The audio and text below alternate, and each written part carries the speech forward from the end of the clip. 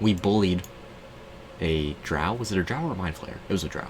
We didn't bully them. Yeah. Interviewed them. We interviewed a drow. Yeah. Oh no, that's they killed themselves. Yeah, I did. Not be around you. Well, and they lost twice. Yep. That's fair. I think they lost 3 times. Because first we killed them, then we cut their hand off, and then they killed themselves. I feel like that's 3 times a loss. There were 3 instances of us rolling dice to stop him from doing something, so... And we succeeded all 3 times. No, we failed once. Because, you know, he killed himself. Yeah, we succeeded all 3 times. No, we failed once. Oh, I gotta get dice out. I have to build. Give me a second. I've gotta. God, the kid gets his fucking computer back, and the first thing he does isn't prep 16 sessions of D&D. You should drop every single dice. Yeah, slowly out of a bag. I'm fancy, I have a dice bag. I have to make a default paladin character in order to like run some references on it. They're all Oathbreakers. They're all over. That's nuts. Oh my god, I saw a funny, like, you want to play an Oathbreaker, but you don't want all the connotation of being evil. Just make yourself an orc, paladin of Groomsh, and just Oathbreak and be a good guy. Boom. Or half-orc, or whatever. I was like, damn, that's smart.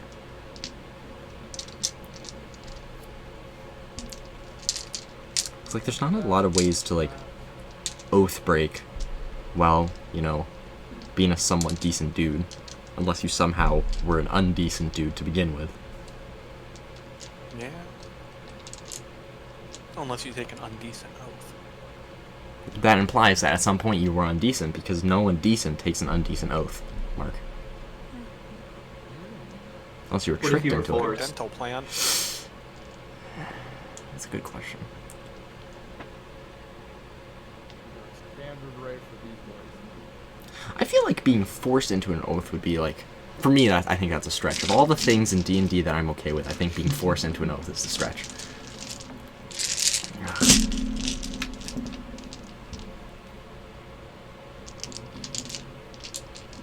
Unless you were, like, lied to.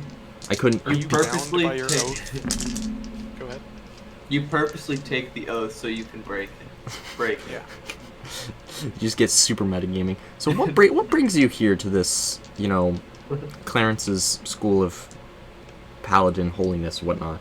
You know, I really want to be an Oathbreaker, so I'm just gonna agree to do this and then just stop doing it. You heard of Oathbreakers? They're pretty cool. They got some pretty neat stuff. You go through your oath of, I don't know, vengeance paladin school training, and you have a great relationship with your mentor. But this whole time you're planning to betray them and kill them in some way that defies the oath. Don't worry about it. And at the last battle, your mentor is looking you in the eye, and they say, "How? You took the sacred oaths. How are you able to do this?" And that this whole time they've been training, you've had your left hand behind your back, and you stretched out your left hand, and your fingers were crossed the whole time. And the fear of God goes into your mentor's eyes. That's the biggest goddamn moment of all time. Oh, no. You go to a school of the Oath of Glory, and then right as you're about to kill, like, a fucking giant Hydra, or you're about to fucking slay Tiamat, you're just like, hey, do you want to do this instead? And you just let them have it, and boom, oath broken. Easy game.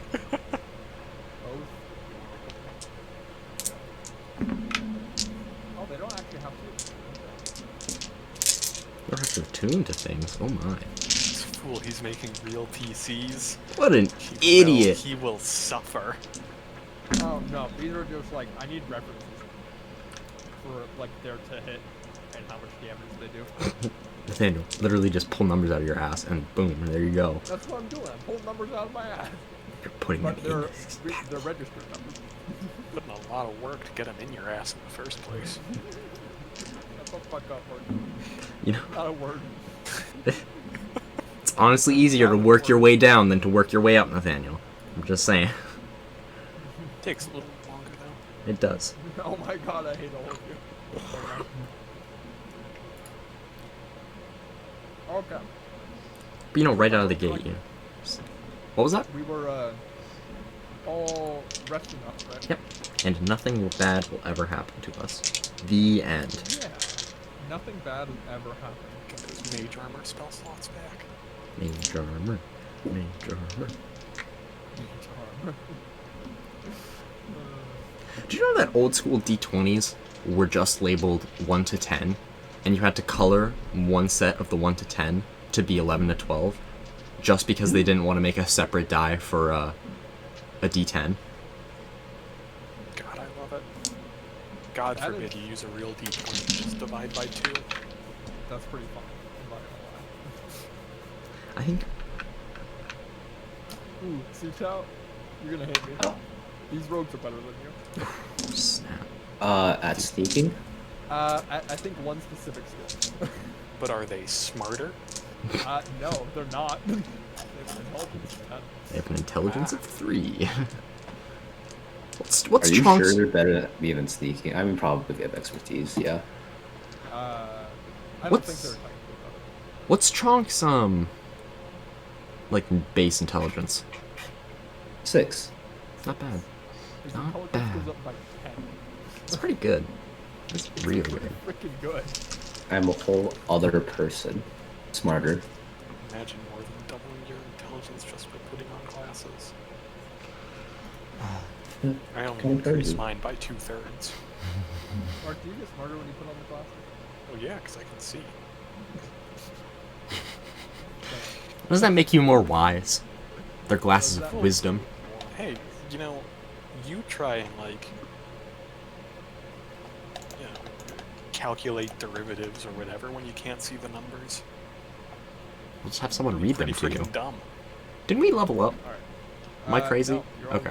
level nine. Level 11. Yeah. Most of you.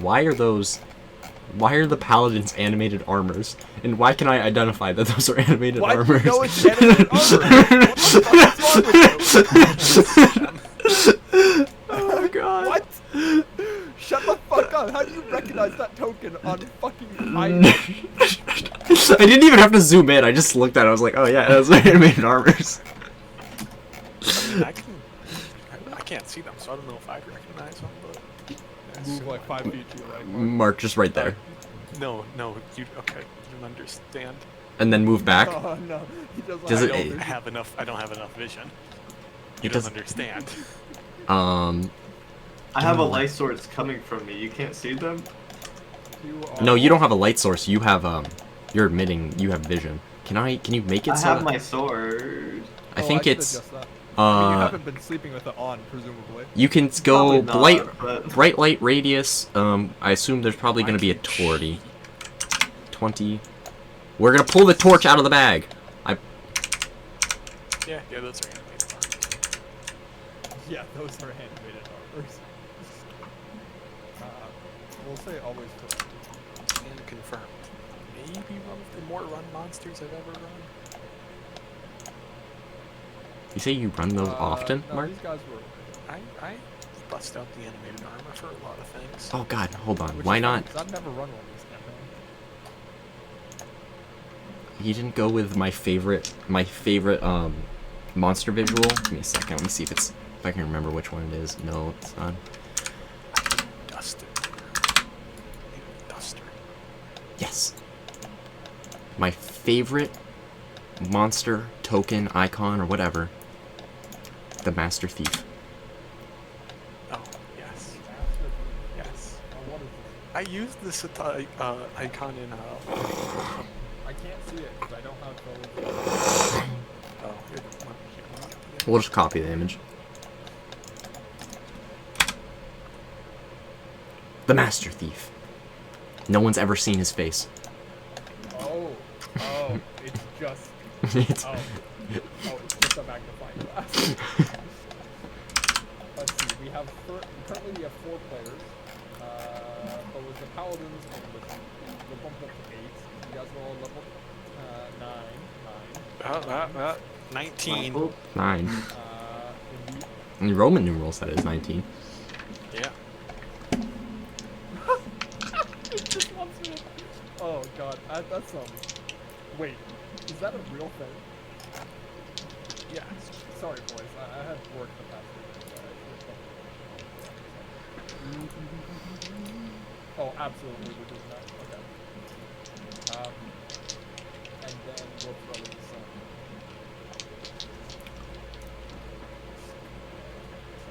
Okay, perfect. That's done. Okay. Jensen.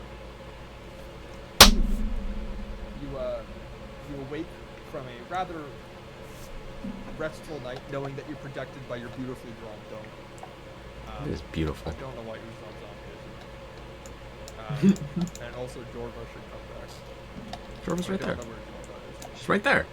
Oh, she's right there. That's okay. Go for a yellow circle. It's because she doesn't have a name.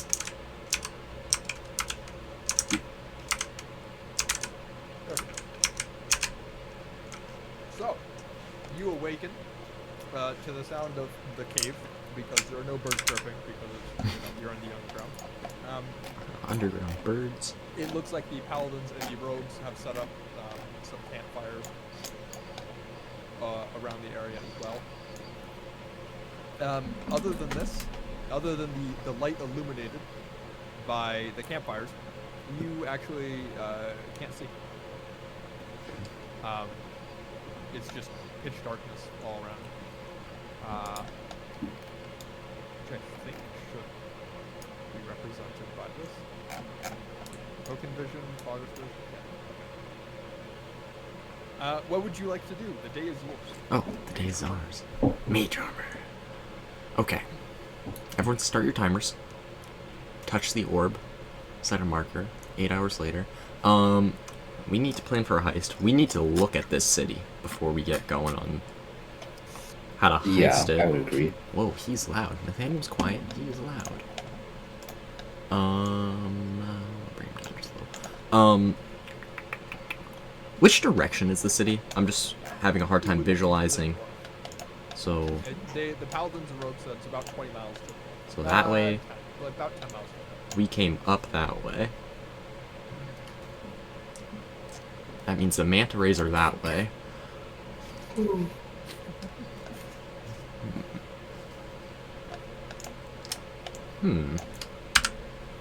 How do we want to go about this? So we're gonna. Did we have? We got a rough map, right? Let's draw that rough You map. got a very rough map. So we had a circle. There There's a was. circle There's a gate. with 3 gates. Is there to the one? East, south, and west, and then a castle in the back. Is it like straight up east and west, or is it like northeast and west? It's pretty much easy. East, I mean, west. it's a large city, but this was all the paladins and rogues managed to get. And from their description, There's that's all you can form right now. Fantastic bakery right there. And,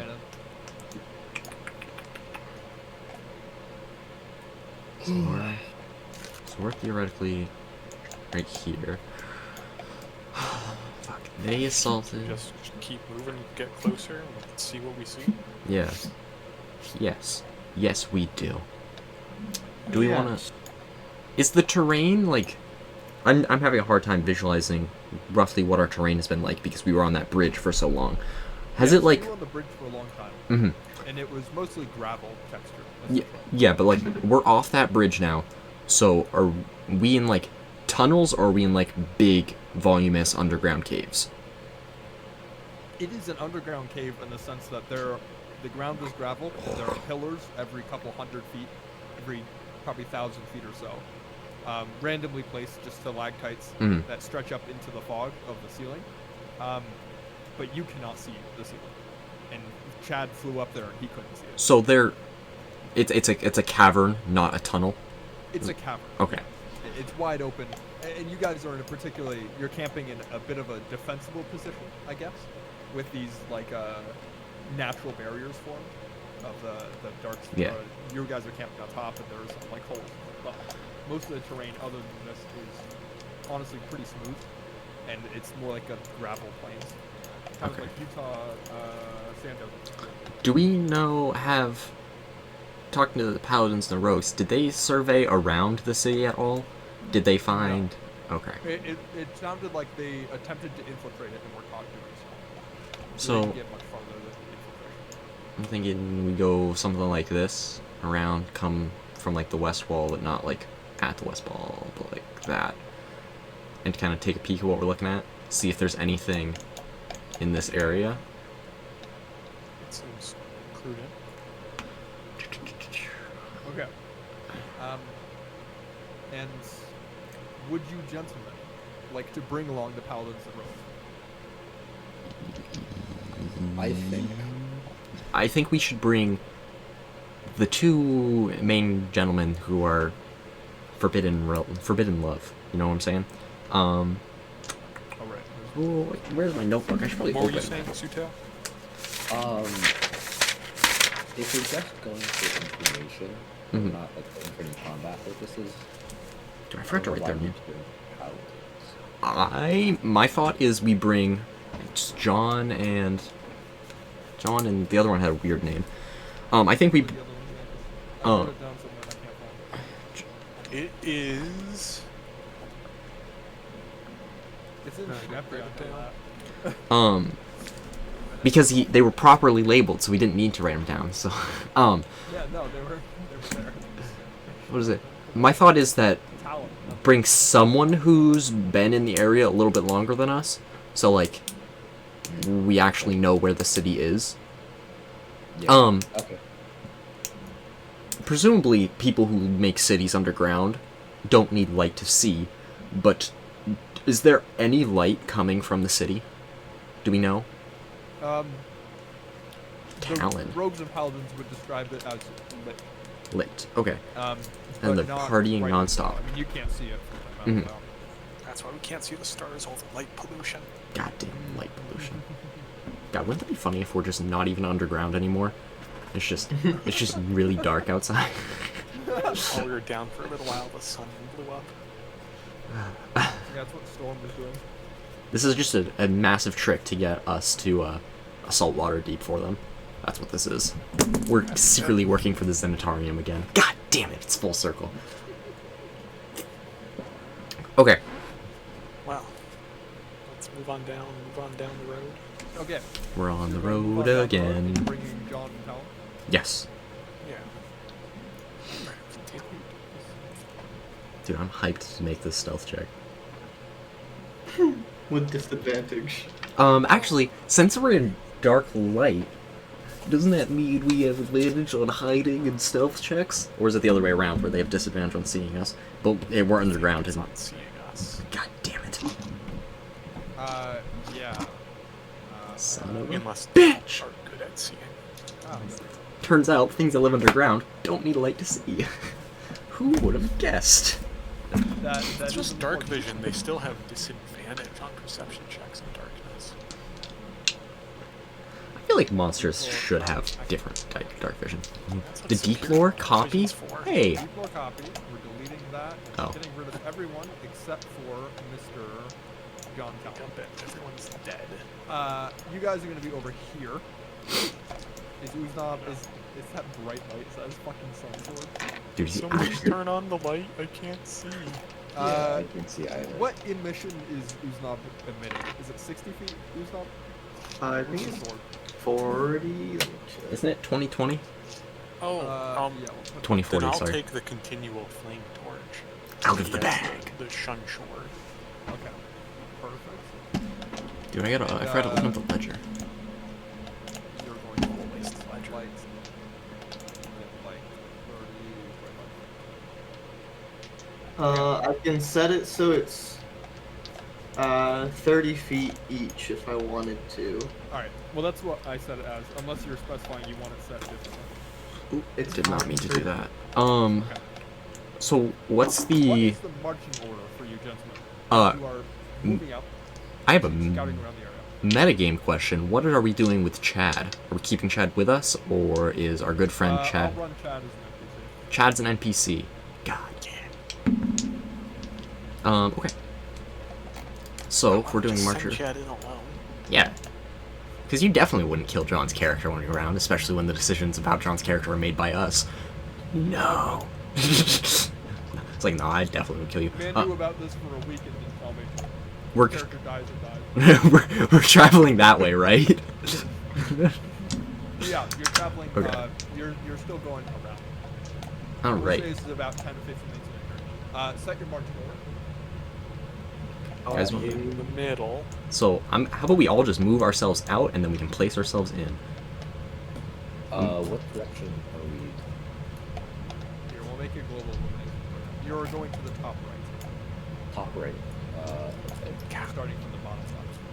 And we'll say right now this terrain accurately depicts the journey.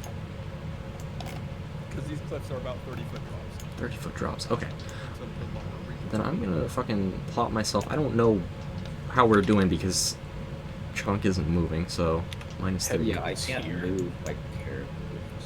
Head guys Right, there. it's reloading. Boom. Yes, perfect. Where do you want John and Tom? They are at your disposal. Let's put them on the sides. Yeah. Right in the middle, sandwiching him, so that if they decide to betray us, they kill Gilbert first. Wait a Yes. second. Yeah, I killed the most Perfect. You can't do it. I have mage armor. I'm gonna go on a limb and say Uznob's definitely the most important here. Okay, I'm turning off. Debatable. Only because you keep dying, unlike Gilbert the invulnerable. Oh, I need to remove the light source. Oh, shut your mouth, book boy. Okay, so I'm excited. As you guys are walking along the pathway,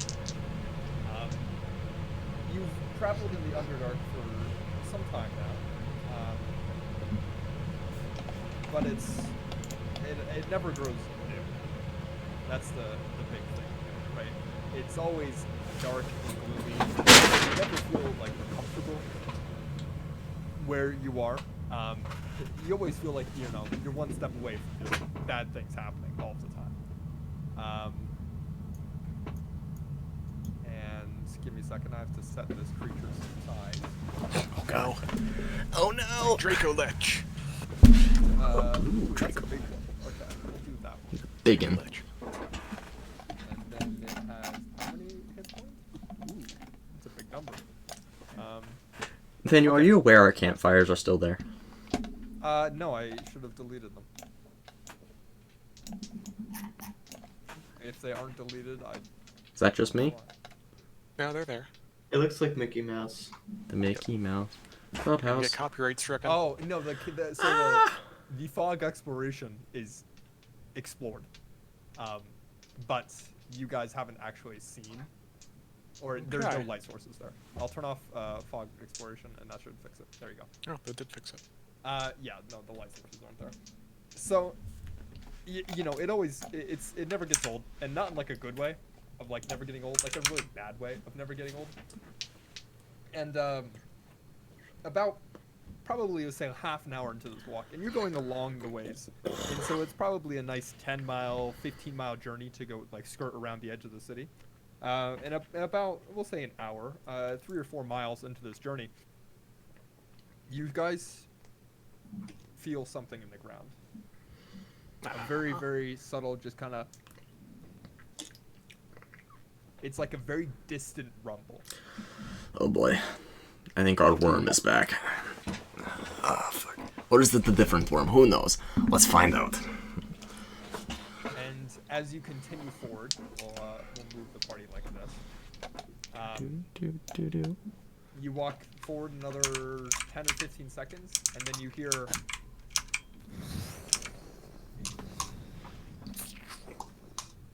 And you watch as in the very, very distance, at the very edges of your vision, or actually, you couldn't see. Never mind. You hear in the very edges of your hearing the sound of a rock pillar crumbling down to the ground. And it sounds like a tree. If you ever hear like a tree fall and that kind of cracking sound that follows all the way through, it's like that, but with these rocks scraping against each other as they crash down and down. And you feel that rumbling. Actually now shaking the ground underneath your feet. Before it ceases. And I'll move the party up this way. That's no good. He's moving the party.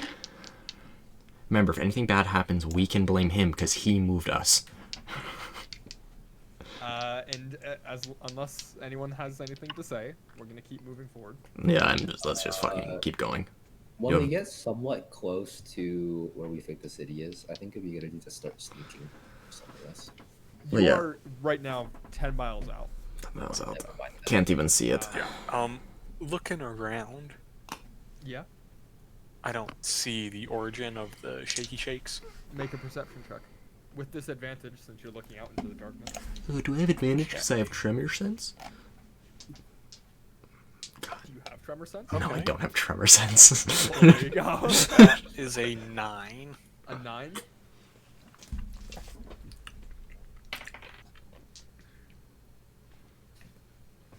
Yeah, I think you would see it. Oh no. It's a pillar. In the very edges of your vision, you catch this glimpse of movement. And then out, and very quietly, because the world's gone quiet for about 10 or 15 seconds as you guys are nervously walking forward, and Gilbert's keeping an eye out. And you see this poke through the edges of your vision. Spooky. It is a massive There it is. purple worm. Oh, shit. Easily 25, 30 feet wide from all sides, with a mouth that opens up into a smaller mouth, xenomorph style, that opens up then into an even smaller mouth. And riding on top of it is... A worm rider. Wait, is Oh, that supposed to be- motherfucker. Dune. Chonk, you actually can't see it. And the guy who saw it can't see it? Oh, that's true. I That's thought it was hilarious. in range of Gilbert. There you go. Oh no. Oh god. And you can tell, I'll move this guy here so you can see it, but he's Oh, actually on top of the no. worm. You can tell on top of the worm there's a single mind flayer dressed in the familiar black and gold robes that most mind flayers wear, who's currently riding this purple worm. And he stands up on top of it and he sees you guys and he shouts, "Befstangista!" I need you all to roll for initiative. I love initiative. Oh my god, we can do it in the We thing. can roll in Foundry. Yeah. Oh my god. Yes, We're we home, rolled a lads, 7. we're Chad home. rolled a natural 20. Okay. Which brings him to a Ah, yes, Igor rolled a 16. 25. Igor rolled a 16. Igor's gonna roll a 7. 6.9. 6.9. Oh, snap. Slightly behind you. Decimals. We got doubles in this Okay. bitch. And then Jorva.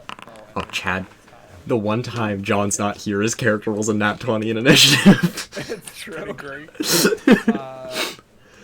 Let's see. Talon rolled a 19 plus their Dex mod, which is 5. Brings them to 24. Nifty. And then Mr. Paladin guy plus his Dex mod of -1. Gentlemen, make sure you used a long rest. Because what's his face, Chonk, or at least fill up your Foundry HP and make sure it's right. Ooh. Because You guys are lucky. That worm rolled a 2 on its initiative. the worm rolled a 2. Thank god. Okay. Well, Ah, let's damn turn it. on this combat music and The Mind Flayer has a better dexterity than me. God damn it, son of a bitch. okay. Don't worry, I have a plan. Gonna banish it. I don't need to keep track of Yes. like stuff anymore. Yes. Foundry for it. This is great. Okay, so gentlemen, Can I Chad, banish the it's Mind Flayer too? Chad's turn. God, what is Chad gonna fucking do? Gonna Democrat. do Oh, with 10-foot pole dudes. He's You're gonna, strike. he's gonna fucking go He's gonna T-pose walk on the up to worm. And he's going to make a couple of attack rolls. That misses. T-pose on the worm. 3. That's 17 that hits, and an 11 plus that matches the AC, and so that hits. 11 And then plus. I'm gonna roll some dice 16. for him, and I think What's it's his like to hit a D8 or bonus? something. I think he's just rolling straight dex and forgetting Wow, about I his rolled thing. 2 ones. We'll say Chad does about 10 damage with his. He runs up, sprints up, and whack with the 10-foot pole, and then whack with the 10-foot pole again. And you watch as this worm turns and just stares at it.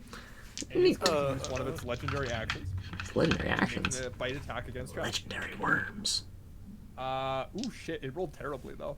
That's only a 19 or 18 to hit, That misses. which in fact misses because it's armor class of 20. So you watch as it Weak. slams down on top of Chad, and Chad barely dodges out of the way, backing up, using the rest of his movement to escape, which then prompts an attack of opportunity from the worm, since it has a reach 10 feet. Ooh, that's a natural 1. Okay, worm's not rolling too great, guys. DM, are we Yeah. supposed to be able to see the worm's health bar? Ooh, yeah, probably should. Everyone take note. He took That's 10 always for damage. everyone. Huh. I'm gonna Wanna guess count around the 150 health. I'm guessing around 152. Everyone, write that down. Art class 16. Okay, and that's gonna end his turn. We're gonna go with Talon next. Talon the rogue is gonna see this purple worm, and he's gonna look at you guys and say, I'm gonna back up, and he's going to use 60 of his feet to dash into the shadows. What the heck? Loser. To hide. We're never seeing him again.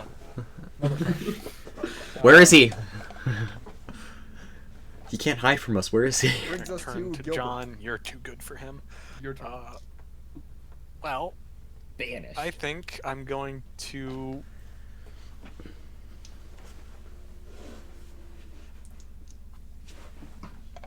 Yeah. We're going to. You know what? We're just gonna. Oh, I can't. I move. I don't want to measure. I want to move. We're just gonna move here. And I'm gonna banish the worm. Okay. How does that work? What save does he make? That is a Charisma? charisma saving throw DC 17. Everyone knows purple worms are. He rolled a natural 18, but his charisma saving throw is -3. So that puts him at a 15. Wonderful conversationalists. However, he's going to use one of his legendary resistances to succeed instead. Cod Swallop. So you Counterspell. watch as Gilbert. You can't counterspell it. You watch as Gilbert takes out his wander staff, whatever he uses. He takes out his book and his handy, Thank you. throws out, and you guys recognize this banishment spell that he cast on the original worm you encountered. And you're like, yeah, he's gonna do it. And you watch as the banishment starts to take effect, and it's almost like the purple worm is getting sucked in, and then it's just repelled magically, and the effect completely ends. There's no effect on the worm. And the worm turns at you, Gilbert, and you notice now that it has 8 eyes on either side of its face. Neat. With one big eye, or with 2 big eyes in the center staring forward. And they're pitch black, and they just stare you down. I put my thumb on my nose and extend my 4 fingers up and do the nose trumpet thing at him. Okay, good to know. Is that it? Yeah, that's it. Jorvos doesn't get a turn in initiative. Chonk, it's your turn. Ooh, Chonk, you should be at full health. Yeah, I tried updating it, but it doesn't seem to. Oh, I it's because your thought it max was health is toe. currently 134, which I don't think is accurate. No, it should be congrats, my dude. 67. I Okay, don't know. I'll put it at 67. I don't know how to work this thing. There you go. Okay. Just don't worry about it. 67? Jesus. So can I see the worm rider? Yes, you'd be able to see the worm rider. He's right Okay. there. Cause I'm okay. Because he's just literally sitting on top of the worm. All right, awesome. Let me give him a little shooty shoot, or well, let's see. Are any of these rock pillars big enough to hide behind? They're about 5 feet. You can give it a try. All right. You're a bit tall. You could feasibly hide behind it, but the worm is 20 feet tall. So you'd probably have to go a little further back. Does anybody see where Talon ran off to? No. You know Yes. he ran off this way, Okay. but you can't actually see him. He's off Even to though he rolled low investigate on the his, city. All right. He I'm rolled low on gonna his stealth check. It was too chilly in here for him. move right I think there. it's rather warm. So that's my movement. I'm gonna make a assassinate attack against him, and I get advantage because he hasn't taken a turn yet. That's But I can't imagine he's surprised. no, he is not surprised. What? You're telling Alright. the gentleman that's hunting us Shocking. isn't surprised by us? And I'm gonna use my sharpshooter God bonus as swallop. well, so The I get hunter becomes the hunted. 4.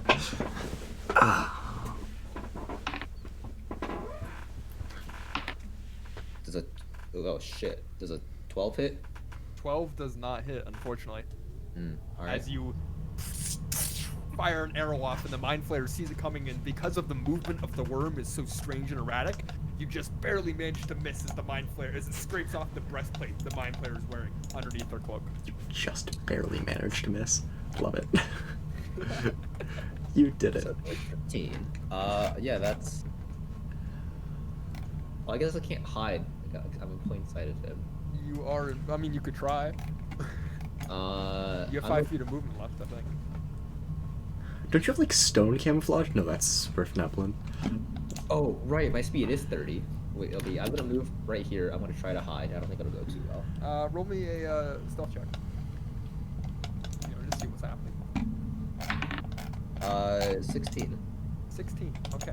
Good to know. 16 stealth check. All right, moving on to Confident Mind Flayer's turn. Ooh, he's confident. That's great. Confident Mind Flayer is going to use his action to command the worm, Ooh. and the worm is going to move. And the worm is going to dive underground With him? Nope. Without him? He with saves. the Mind Flayer on top. Oh no. And you watch as the worm starts burrowing under the ground. And you watch as the worm burrows. Let's see. Does it leave a tunnel? Let's see. I actually don't know how long it is. It would leave a tunnel, yes. And I'm gonna say you can see just the tip of its tail. Just kind of sticking up as it dove essentially into the ground. It seems like it burrowed pretty quickly. And that's gonna be end of the Mind Flayer's turn. Igor, it's your turn. Fuck. You watch as the worm leaps up and disappears into the ground. Well, the tail's still sticking up, but the rest of it is gone. Is disappointing. That really changes everything I was gonna do. Fuck. The hole. Down the hole. That's the tunnel. That's a fucking thick worm. Okay. I think What radius? Igor's just gonna move in. We're just gonna make just a standard 3 attacks on the worm. Wait. So are you going into the tunnel? Igor's Igor. Igor's Igor's following. going into the tunnel. Okay, Yes. so you send Igor down. Uh-huh. Yeah, and it's burrowed about 60 feet into the ground at this point. Is the tail not visible anymore? No, the top of the tail is visible. The worm's about 60 feet long. Is Okay. what you can gather. I'm gonna take a couple snips at the tail then. Is that okay? Okay. I'm Yeah, sorry, go I ahead. jumped the gun. My apologies. Lowest is a why can I not do math? 23. 23. That hits. Fantastic. Guaranteed. Don't worry, we're rolling fucking spicy. Jesus Christ, I need a calculator. Calculator. I need a calculator. That's 56 points of damage, as I rolled 8, 8, and a 7. 56, really? Yeah. Nice, That was okay. really good. You're actually doing some sizable damage to it. It looks like you managed to affect some of its health. Cool. And then Igor, how much did Igor move? Igor's 20 feet away. He does have like plus 11. Yeah, I have plus 11 damage. He does have a lot of damage right now. Oh, Which way is right. it? Which way is it going? Can I tell? It's going down as It's far as you can just tell. I going mean, down. You can't really tell That's fucking beyond terrifying. that he's going down. When you say he's going down, like it's like just straight down, or like it's More or less. Okay. Damn, that's spooky Yuki. I'm just gonna use some movement, spread the fuck out. I think that's what we want, right? And then he's got Disperse. 5 more feet of movement. He's within 25 feet. That's my turn. All right, Paladin John is going to look at that thing. Who he hasn't even drawn his sword. He hasn't even drawn his sword yet, and he kind of like reaches a shaky hand back and he draws the great sword from his back, and he kind of looks around. He's like, gentlemen, do you guys have any plans for dealing with this? Hit it until it dies. Okay. And he's gonna move over here and Oh, ready in Jesus. action for an attack because he sees Igor spreading out and he thinks that might be a good idea. Uzda, it's your turn. Drop a challenge, Seeing as guy. how I can still see the worm, You I'm can gonna still see cast the tail of the worm, Banishment. yes. You're gonna cast banishment. yeah, Yes. The Mind Flayer's gonna What be is- stuck in a what 60-foot save do you tunnel. have to make? It's charisma. charisma 16. Big money, big money. That's a 7 minus 3. Yes, baby. You watch as Uzdab reaches forward with his spellcasting focus, which I don't know what it is. It's probably We'll say just it's his the top of shield. his mace. The small figurine of his brother. A small figurine of his brother, yeah. And he reaches forward, and you watch as a familiar banish spell leaps out from Uznab and hits the tail, and you watch as the tail twitches and wriggles, and then the banishment spell is dissipated, and nothing happens as the worm uses its second legendary resistance, God damn it. I wanted to jump down the hole. turning into a banished. I wanted to jump in the hole. Shut up, Igor. Uznab. What are you doing? That's all. That's all. That's all? Okay. You're not gonna move anywhere? No. Well, that's a big initiative for her. It's after Gilbert. so Why would the we be worm is going afraid? to use its movement to go here to 3, and then it's going to use its action to do 1, 2. We'll call it 3. Yeah, it's gonna Only do have that. 15 feet The of Mind burrow? Flayer's No right way. on top. And that's the end of the worm's turn. Oh no. It Ah, regains that's its spooky looking. legendary actions that it spent. Granted, it only spent 1, but 2. Regains. Oh, its that's legendary No, resistance. it does not regain legendary resistances. it regains all of its legendary resistances. And Chad, it's Chad's turn. Chad's gonna stay there. Talon, ooh, I'm excited. Talon gets a turn. Talon is going to attempt to hide again. Alright, he rolled much better this time. And now It's a we 34. actually don't know where he is. Yeah, he's going to. I see him. He's You see stealthing him? over here. Son of a bitch. We found him. How the fuck did he get over there? He's stealthing. Okay, and that's gonna be the end of his turn. Gilbert, it's your turn. Let's see. I could cast Wall of Force on the ground underneath all of us so it can't get us. Do it. Do it. We're not close enough together, so I could help me. Do it. It's the right choice. You know Do he's it. coming for you. Yeah. He's Let me coming. just see, He's I coming can for you, do Aduzna. 10 by 10 foot panels. Yes.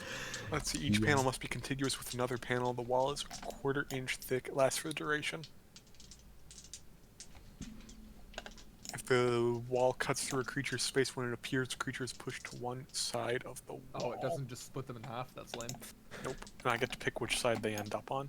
Oh, So there's one of the panels. Uznab ends up under the panel. Could you theoretically throw the worm into the side pits? You can. I mean, they're only 30 feet down. And it's Oh, 60 feet not tall, that deep. long. It is 60 feet long. Yeah. Uh, I like how you said tall for a minute. 7, 8, 9, 10. Oh, sorry, pal. I love how you Ah, you focused can Chad fly. and Jorva, the two things that can fly, over Chunk. Things happen. That's true.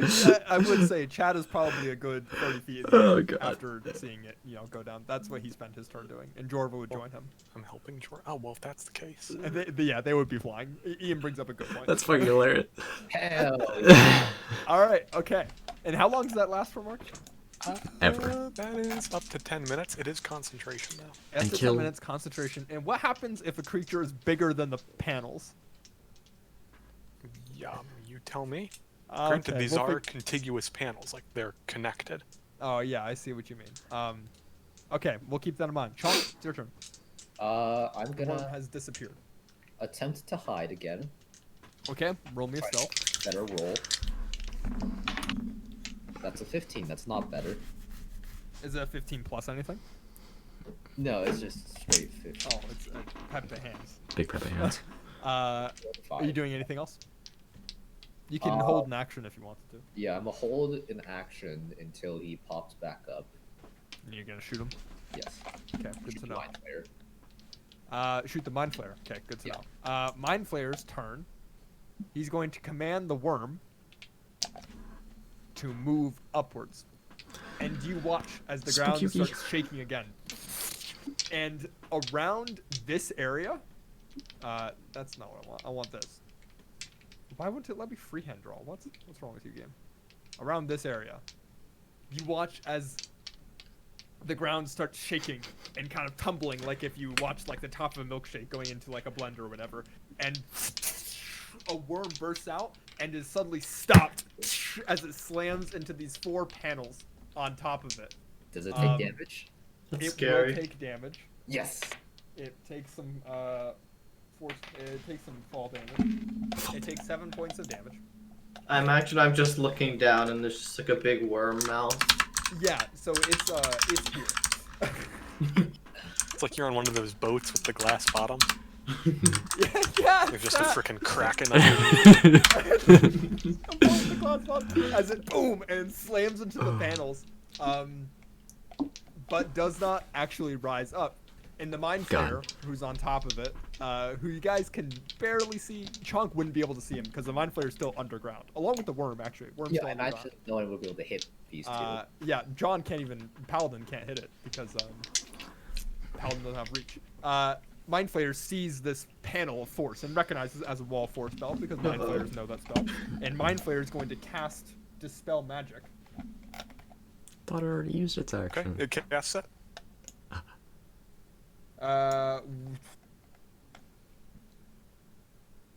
Fourth level, and he's going to cast it at 5th level. Hold on, Nathaniel. You said he's familiar with Wall of Force. Yeah. The Mind Flayer would know Wall of Forces are immune to Dispel Magic. Oh, is it really? Yeah. Last paragraph. Got him. Okay, well then he won't cast Dispel Magic. Instead, ooh. A disintegrate spell does destroy the wall. Ah, he's gonna have to blow his 6th level spell. He doesn't have Disintegrate. What a punk. Mind Flayer is going to do something that none of you would see. Well, Uznab, you might see it. Mind Flayer mutters something to himself. It looks like he cast a spell of some kind. You're not sure what it is. If you said the Mind Flayer is still underground. Yes.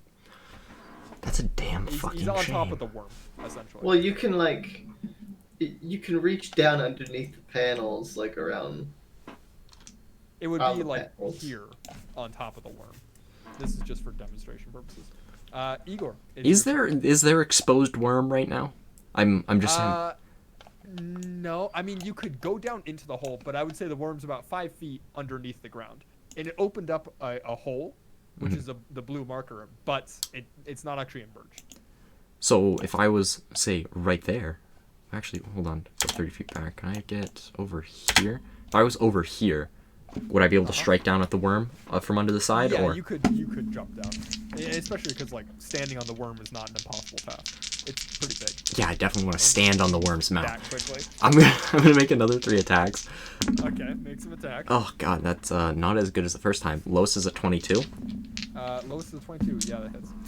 Preem. His fucking belt. Oh, this one's not as good. Actually, it's going to use one of its legendary actions. Huh. Before or after It's my gonna turn? Make, I would say when Igor moves to it, it is going to, Okay. or no, because legendary actions only work on the start. At the end of turn. It will be at the end of Igor's turn. Yes. Okay, So we'll save it for that. sounds good. 8 plus 1, plus 11. That's another. Calculate. No, that's not right. That's a 43 points of damage to him. Ooh, not as good as the other one. No, not at all. That I was like the 56 better. 56 was pretty good. I think I'm just gonna take a step that way. And I think that's gonna be my turn. Okay. It's using its legendary action to attack Igor. That is a. Ooh, I rolled the same thing twice. That is an 18. Is that hit? 18 hits, son of a bitch. Okay. In which case, Bye-bye, Igor, Igor. or Igor instantly vanishes Yeah, he's gone. To the Shadow Realm. as the worm lashes out and bites on Igor.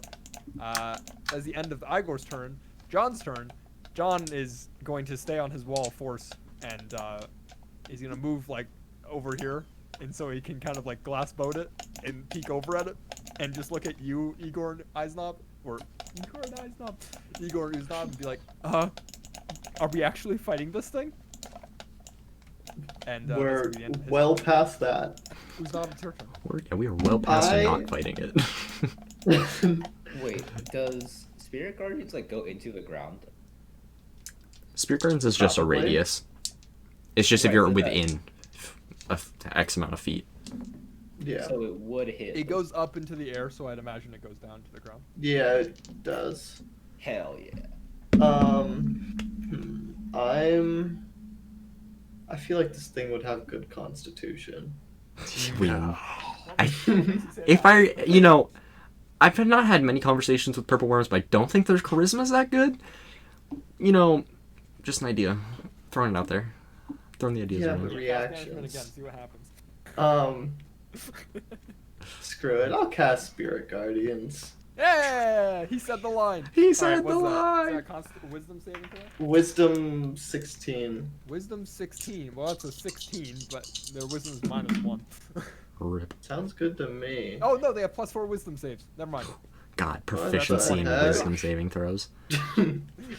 How much damage? That's 18, so 9. -9 points of damage. All right.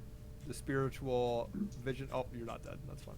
Of Bonzu comes forward and smacks him upside the face. Doesn't look too phased. It's going to use one of its legendary actions to burrow Punk. 30 feet into the ground as it turns around and dives under. I imagine that was the end of your turn, Usam. Yeah. Okay. I'm hyped for John to get 8. Not John, I mean Talon. Talon. Yeah, Talon's dead. It's fine. He's been the whole time. He's just been dead. Purple Worm is going to use its action to burrow. And movement to burrow some more. And you watch as it disappears into the ground, leaving behind it a tunnel. But you're actually not sure where it goes because it burrows out of your line of sight. And then you just feel the ground shaking underneath you. That's going to be the end of its turn. Chad's turn. He's going to stand there. Talon's turn. Ooh. And is going to sneaky beaky move over here. Okay, perfect. Gilbert, it's your turn. I am going to use my action to cast Firebolt and then, hold it. And the trigger for shooting it off is seeing the worm. Yeah. Okay. Yeah. He said that really weirdly. I know.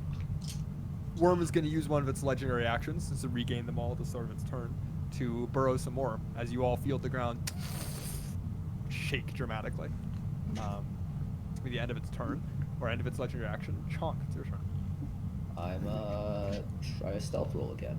Okay. 18. 18. That's pretty good. And then you're readying an attack, I imagine? I still have my movement, don't I? You do. You have a whole turn. From what I saw, did the worm have eyes or no? It looked, yeah, the worm had 8 eyes on either side of its face. Yeah, it's running a surplus. Okay, in that case, yeah, I'll just ready in action, do my usual thing. Okay.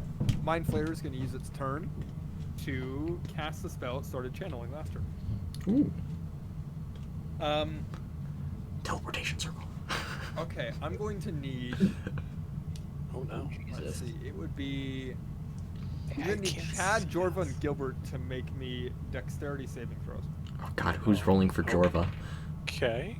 I'm going to roll for Chad and Chad and Jorva. Chad succeeded, but Jorva failed. 14. I need Founder to roll for this many dice. Oh, Neat. Jorvan's so fucking dead. Hyped. They're all D4s. Boy, that's pretty nice. It's below average, in fact. Gilbert, what'd you roll? 14. 14. That is a fail. You take 45 points of bludgeoning damage, along with Jorva taking 45 points of bludgeoning damage, which coincidentally knocks Jorva unconscious. From what? From you watch as you guys are all kind of anxiously staring at the ground, right, being on top of your panels, and you hear this sound of, and you all look up to see just in time, as the Mind Flayer had opened a portal from seemingly somewhere underground to above you guys, about 45 feet up. As the worm emerges from this portal right now, diving down, straight down onto the Wow, ground. that's pretty funny. Remind me, how do concentration checks work? 'Cause I It is haven't had to make one in forever. 10 It's when you or take half damage, the it's 10 or more than, or half the damage, whatever's more. So at this point, Okay. your concentration check would be a 22. Hit it. I actually only took 22 damage because my arcane ward took 23 of that damage. So it's a constant. 10. It's a 11. 11. Oh, 11. Okay. and I there get you to go. roll with advantage. Alright, there you go. Failure. Double fives. Wall of Force is gone. Damn. Double 5. Ooh. And Mark. we clear all drawings from the scene. Wall of Force disappeared because you held a spell, doesn't it? Oh yeah, that too. Is that how that works? No, Yeah. I don't think held. No, No, you're hold is concentrating on the spell. Oh, you are? Yeah. You are? Yeah. Oh, well, then I wouldn't have cast. Oh, I thought Fireball, it was. and I just yeah, did then you nothing on that wouldn't- turn. No, that's fine. Yeah, but you watch as the worm descends from above and smacks into the wizard. You all are knocked about 10 feet back from this. Or Gilbert, you are because you failed the dex save. And so is your go. I need to make an attack against Mr. Mind Flayer. Yep. So Is he? you make an attack. The mind flayer is right on top of this worm. And Chad is also, or Chad will flying. He's actually knocked out of the air. Yeah, with my sharpshooter bonus, that ends up being a 21. 21 hits. There you go. All right, big damage. So it's a D10. Then how high off? Well, sorry. How high off the ground is the Mind Flayer? I would say 20 feet. Oh, funny story. Oh wait, never mind. He's over.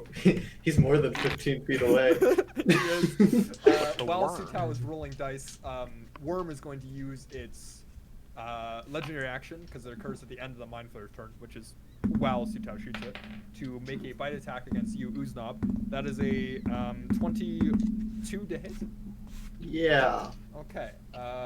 Hits 3d8 damage. Let's see. 7, 6, 5. Look at that. Help, I can't do that. That's going to be 18 plus 9. That's going to be 27 points of piercing damage, Uznab, as it bites down on top of you. And because you are a larger, smaller creature, you must make a dexterity saving throw. Oh boy. Sutao, what'd you roll for damage? We're getting swallowed, babe. 27. For the Mind Flayer? Unnatural 20. We're not getting Okay. swallowed. Unnatural 20. Yeah. You just barely managed to succeed, Uznab. As you watch as it flashes out and chomps down onto Uznab, and Uznab holds up his shield and manages to take the brunt of the blow, and you see the rotating, the three mouths rotating it in all separate directions as it kind of gnaws down, and then Uznab barely dives out of the way as it clamps down onto nothing. That's going to be the end of its legendary action, the end of Sutao, and the end of that. Igor, it's your turn. So, I would like to run at said purple worm. I'm planning on using my action surge to make 5 attacks. I would like to use my axes, driving them in, kind of like ice picks, and climb up as high onto the worm as I can get. Yeah, sure. We'll say for every successful attack, you get another 5 feet onto the worm. You're gonna regret that now, because I'm gonna be above the Mind Flayer. We'll hold up. Alright. Lowest is a 19. Lowest is a 19. 19 does not hit. 19 does not hit? Could have sworn we hit earlier. 19 was actually not the lowest. But that doesn't matter. Then second lowest is a 26. 20 hits. I might have misremembered the purple worm's AC, but here it's 20. Okay. So if I said one hit and it didn't, that's my bad. Alright. We got free damage then. So that's 3 hits. Okay. Onto my bad boy worm. That's 10, 17. 17 plus 33 is, that's just 50, right? Yeah. 50 points of damage onto the worm. And Okay, the I'm worm's looking bloodied at this point, lads. and I'm up You're up 15 feet. 15 feet. You're not quite at the Mind Flayer's height, but you are literally Within- climbing your way up there with each attack. I'm- As you, Am I within striking distance because of within 5 feet, or am I? no. So the Mind Okay. Flayer. It's is no, not it's good. It's like good. here. You're good. I got it. You'd have to be, I'd say, one more attack worth the climb, and then you'd be within striking distance. Is that the end of your Send turn? Igor up there. That's my turn. I'd have to use my Okay. bonus action, then I wouldn't be able to attack. It's fine. Worm is going to use its secondary legendary? No, because it used one in the beginning. It's going to use its third and final legendary action to make a bite attack against you, Igor, as you are grappling it, like trying to climb up, and it's going to kind of rotate its body around and attempt to chomp you. That is a 19. Does that hit? No. Oh shit. And you manage to duck out of the way and kind of slide off, like hanging by one axe, as it bites into its own flesh, and you hear it go as it pulls away. John, the paladin, is going to run up and try and hit it. That's a natural 20. Smite, Hey. smite, smite. Smite, And, smite, smite. I'm not going to do the whole thing, but he's going to use his smite stuff, and we'll say... How many dice? Okay, so that's going to be... I'm just going to roll it in Foundry for a hot second. It'll be Divine Smite at 5th level. So that's 5d8, right? That's a lot. That's 10d8. He crit. He crit. Fifth level spells. It's 10d8, right? Yeah, no, it's a big paladin. I have 10d8 Or in no, front of me if you sorry, want to roll it's it. 4th level. My bad, 4th level. 4th level. Does So not still have 5th 10d8. level spells. That's 10d8. 10d8. So it's that. 10d8. Yes. Plus his weapon damage, plus his normal dice roll, which brings him to... that dice rolled far. That's a 6, ooh, that's good, and then... Okay, 2 radiant damage, okay. So you watch as he does a total of 73 points, or 70, sorry, points of radiant damage. Hot diggity damn. As John comes up and you watch as his sword becomes empowered with this like magical flare, and it seems like it's almost glowing, even though it isn't, but it feels like it's glowing. And Uznab, you being right next to John the Paladin, you recognize this feeling of miracle guiding his hand as he and strikes down and smashes into the worm, dealing 70 points of damage, and you watch as he almost cleaves the worm in half with this strike, as this a great sword was extended out to the width of the worm. Doesn't, but leaves the worm looking pretty bloodied. It's definitely not having a good day. That's gonna be the end of John's turn. Ooh, Stop. nah. It's your turn. I'm It's gonna gonna move. make a wisdom saving throw, right? The worm. It will, yes. I'm gonna move up there. It's a fail. Yeah. Easy. Kill it. Roll a 4. 15 damage. Okay. Minus 15. Worm's looking pretty beat up. A lot of I health left. I have 5 more feet. I'm gonna move there. I'm gonna try to hit it. Okay. Make me an attack roll. Yeah, that's what I thought. 15. 15 unfortunately does not hit. As you slice with your axe and it bounces off the skin of the worm. No contact. Anything Well. That's all. Okay. Purple worm. It's looking pretty beat up, but it regains its legendary actions, so that's nice. It is going to kind of look up with like 4 of its eyes at the Mind Flayer for advice, and the Mind Flayer is going to look down at all of you, and then the Mind Flayer is going to point to, I suppose, John the Paladin, or actually the Mind Flayer is going to point to Igor, who's climbing on top of it, and the Mind Flayer is going to say, Istagsta! And the Messy Worm is going to make 2 Messy attacks worm. against you. Ian. That's a bite attack of 27. That hits. Or 25, sorry.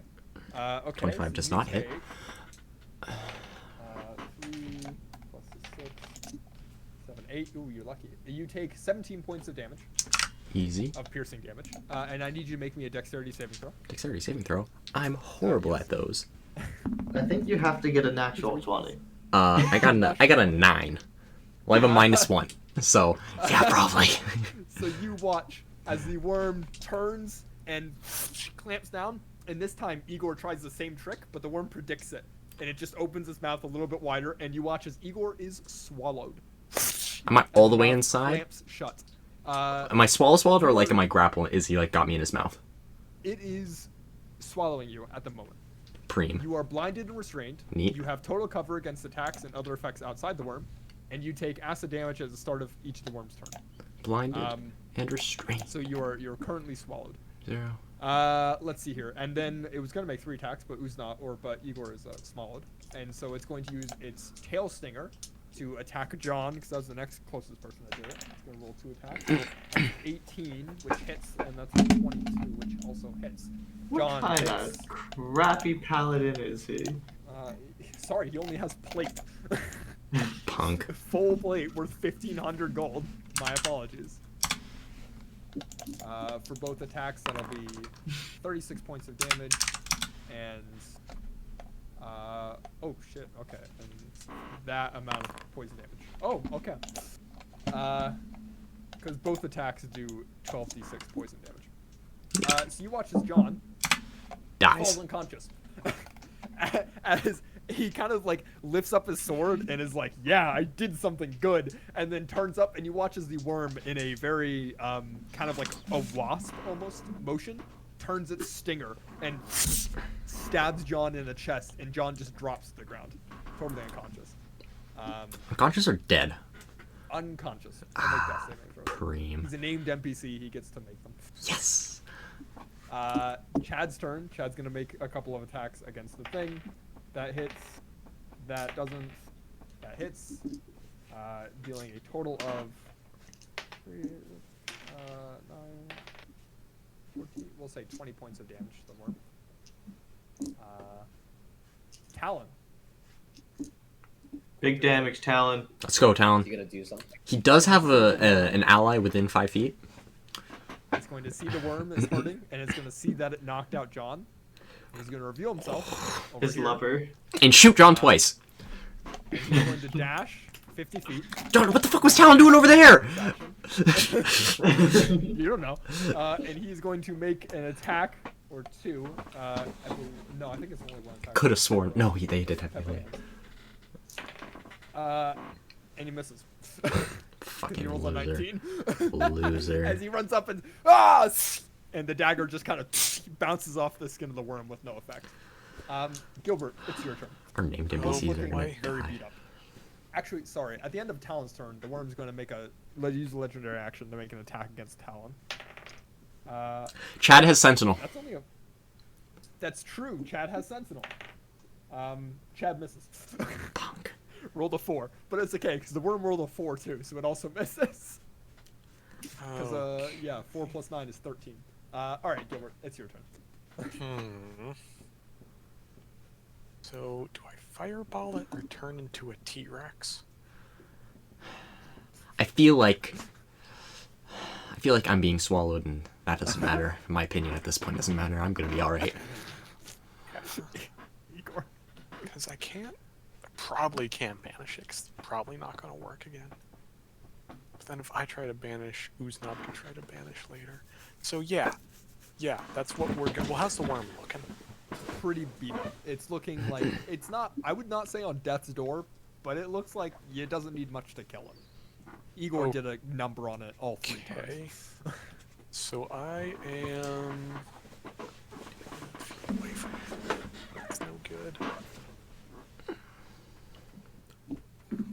20 feet. So if I think it's time for Green Flame Blade, Mark. I don't have that. Punk. So what I'm Just the going naming to spells he doesn't do have. is, can I do an 8th level fireball that would hit the worm and the mind flayer? I don't see why not. And then I'm gonna do that. Okay. Dex Yeah, okay, save so you- 15. Yeah, if you just aim the fireball up, I mean that'll hit both of them without Yeah. any issue. Dex save 15. Yeah. Ooh. Mind Flayer's gonna attempt to counterspell you. I am going to counterspell his Well- counterspell. Let's see. Do I roll? Because the Mind Flayer is only casting at 3rd level. Because the Mind Flayer doesn't know what level you're casting Fireball at. And Yeah, so- but I mean, like, I Do you don't roll risk it? damage, then he counterspells, so I would try to counterspell his counterspell before I know if his Okay. counterspell works. Yeah, and then the worm casts counterspell. It doesn't have that, don't lie. It's a psionic worm. So you watch as Gilbert, very similar to how you fought in the previous battle against the Mind Flayers.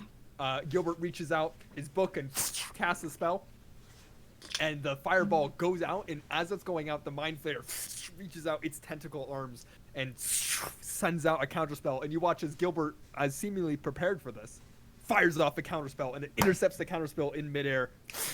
Roll the damage, Gilbert.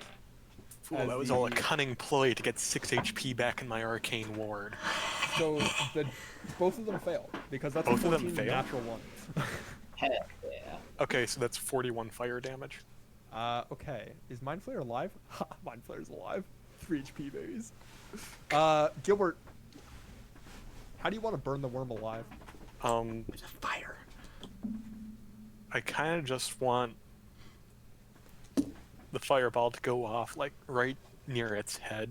Okay, so it kind of just starts at the top of the worm, and then I don't know, maybe great worm blood or whatever, slightly flammable. Maybe like the outside coating of its slimy skin is slightly flammable, and the fire just kind of runs all the way down the length of the worm, right down to the tip. And what was a purple worm is now just a black husk all the way down. And you watch as the fire runs its course through the worm, and the body starts, the ashes start to crumble like charcoal. And Igor is there as he stands up, just covered in black soot and weird slimy substance, and kind of like the mess of the internal organs, or what was the internal organs, as all that is left is the rib cage of this worm, charred and blackened by soot as it extends out for 60 feet. Gilbert, I imagine that's the end of your turn? Tend to Would agree. would you say that the Mind Flayer drops at least 5 feet? Yeah, the Mind Flayer's at ground 0 now. Cool. Cool. Make a wisdom Oh, save. Make a wisdom saving throw. That is a 16 plus It passes, but it's dead. 12. 16 half to 8. Okay, that's a dead Mind Flayer. And you watch as the Mind Flayer on top is like lands on the ground, looks around, and then is about to celebrate, like holy shit, I'm still alive. And then Banzu, a ghastly figure, comes up behind him and just RKOs him into the ground. Bam! Dead instantly. Taps him on the shoulder, turns around. Yeah, there you go.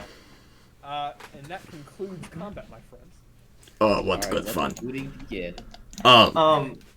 Let's get our friends back up.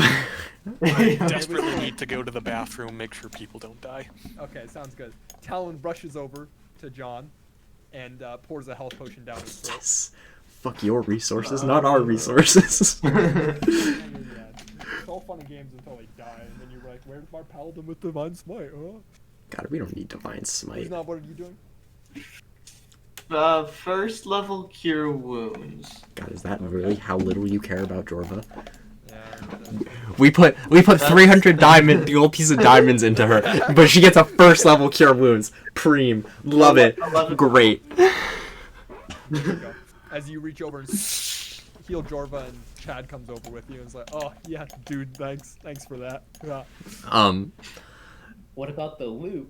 Yeah, is there anything in the worm? Like, it's completely charred? The worm? No.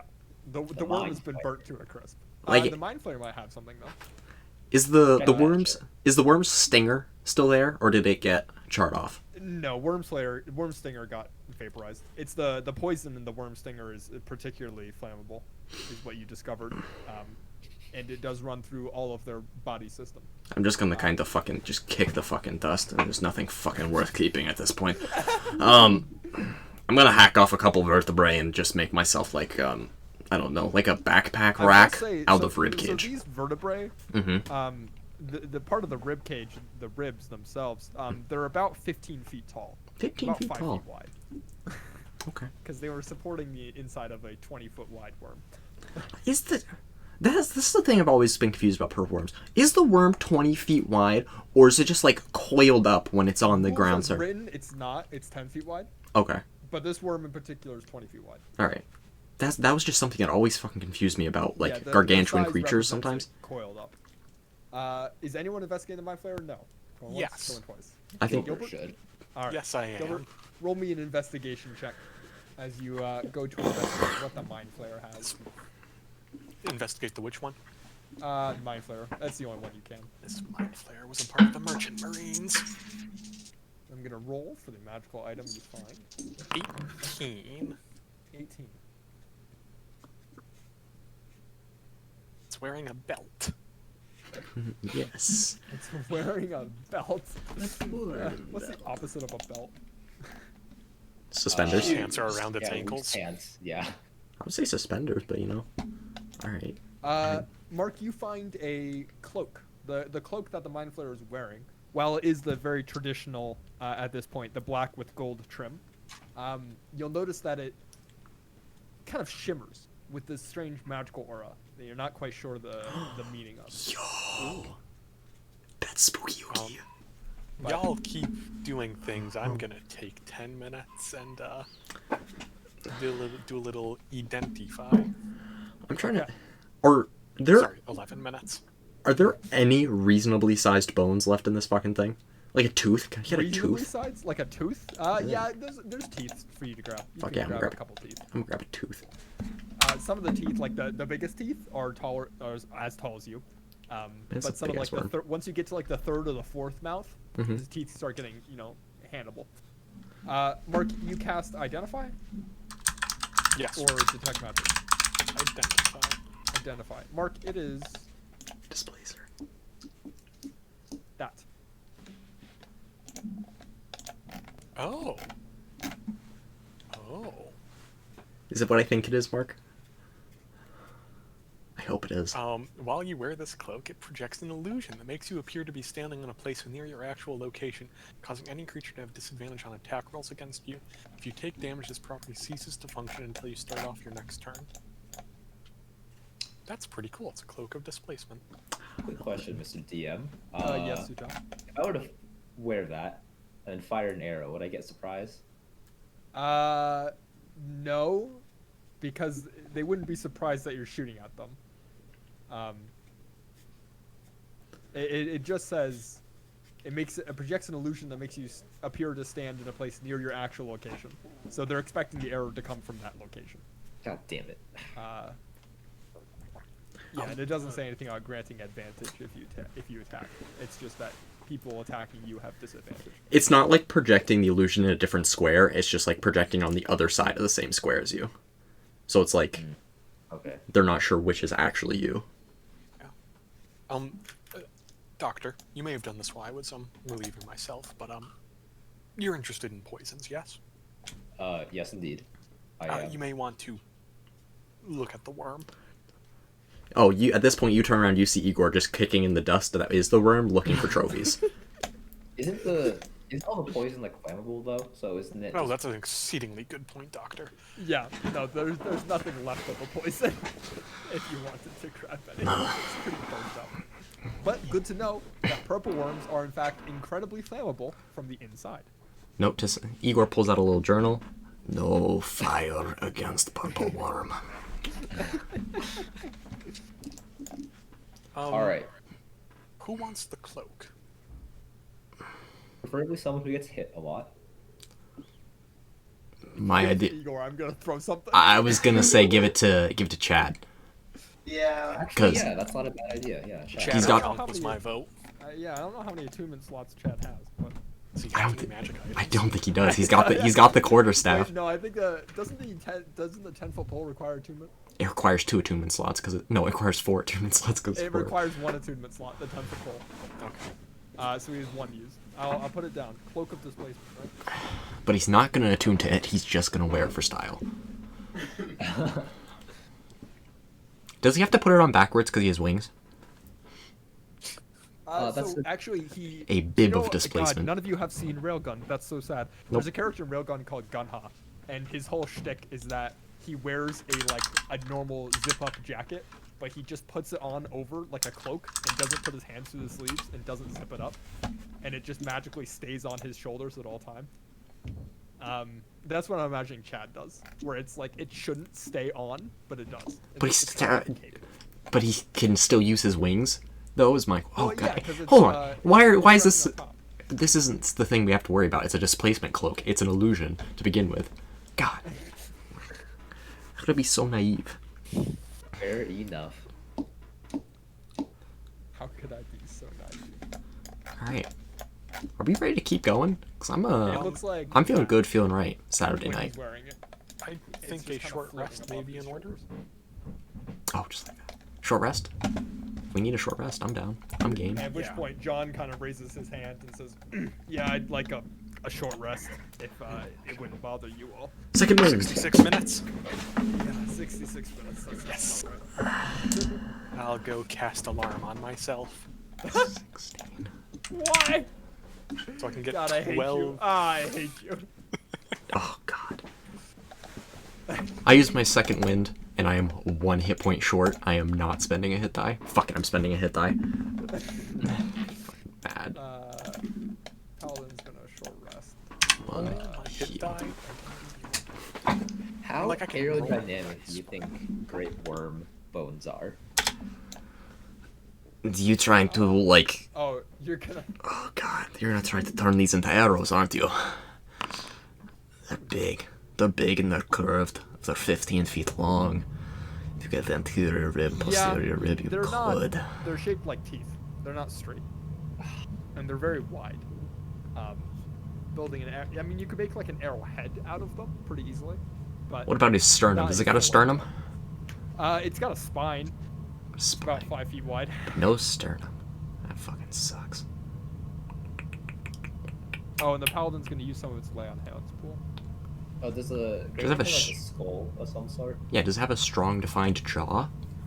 No, actually, the entire mouth is cartilage, and then it's burnt away in the explosion. Oh.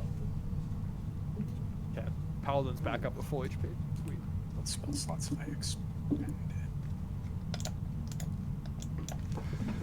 All right, so the short rest goes by pretty much without issue. Igor's gonna take a Full piss. spell slot back. Oh, I'm gonna go make some tea. Yeah, that's fair. We'll take a short break here. Spend an hour and a half. See you all in 66 minutes. I'll see you all in 66 minutes. I hate it. Oh crap! I need to go to the wood stove. I'll be right back. Oh, not again. Why do you even have one? You know, Heinsberg. I thought like we got rid of wood stoves in the 21st century. Okay, I'm gonna go find something. I just don't know what it is.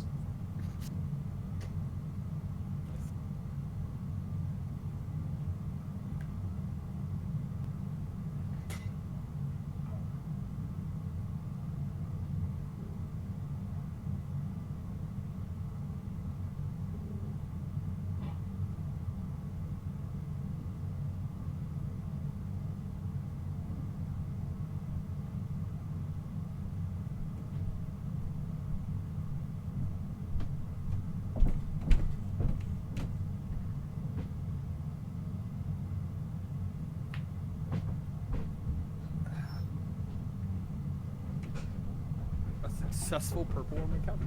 You know, Cobalt encounter or Cobalt Fight Builder rated that encounter as deadly for a party of 8 level 10 users. What? Cobalt Fight Club rated a purple worm deadly for 8 level 10 party members. What? Hold on. It was on par with an ancient bronze dragon. What's the challenge rating of a purple worm? Control Shift T. It is a challenge rating 15 monster. Challenge rating 15 monster. It's pretty beefy if it gets you. The problem is, even though I added legendary actions and resistances to make it more threatening, it still doesn't have that many opportunities to attack. Wait, hold on.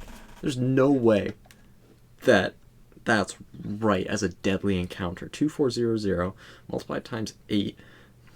19,000? Is that really the amount for a 15? 19,000, it's about 5,000 XP short. Because it's only 13,000 XP. To be fair, you guys are a bit more powerful because of your magic item collection. Hee hee hee. 13,000. It's certainly granting you some benefits. You also have to I'm not- consider Solo Monster. Oh yeah, solo monsters. Solo It- Monster, like, sucks. halves it. It's so unfortunate because I love boss fights in video games. My favorite games have really good boss fights all of the Dark Souls boss fights, right? There's so many classic designs of like, I suppose Ornstein and Smo is two monsters, but like, almost every single Bloodborne boss is incredible, and it's one enemy.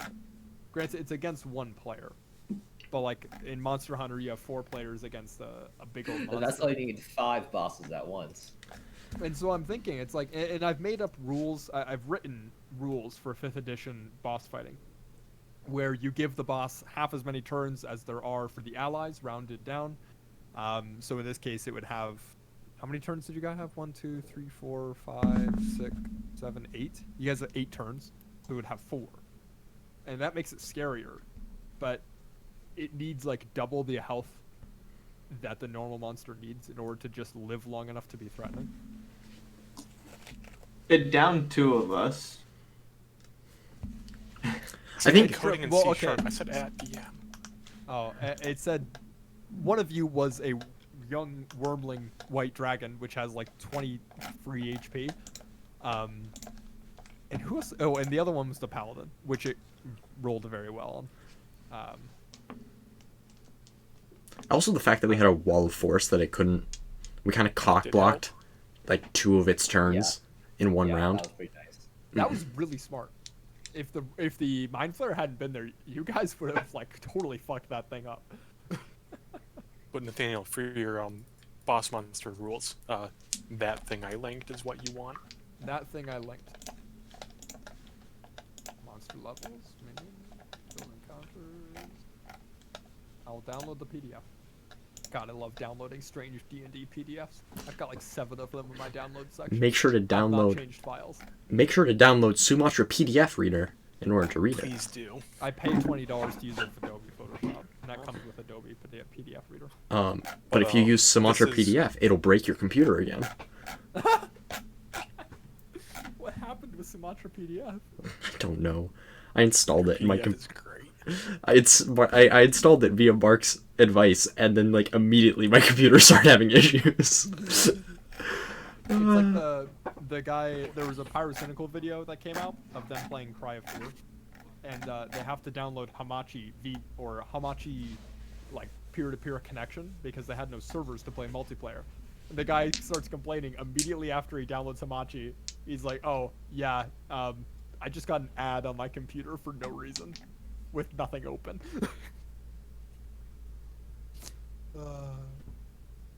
Discord's giving me. Oh my! This is awful. This looks like a virus. Yeah, It's the best PDF reader. it honestly it is pretty fucking great, but it just looks super suspicious, and then you download it, and then my computer was having problems, and I was like, this motherfucker, what did he make me get? Oh god. That's spot on. Yeah, that's good. I like that. Dylan, you back yet? I talked, Oh, didn't That not proves register. nothing. You have wireless headphones. Now we've been over this. but I don't have the mic Nothing. in. No, he carries around his Blue Yeti on his chest. Yeah. He's Yeah. got a You don't clip 400 it foot to your long extension lapels? Cable.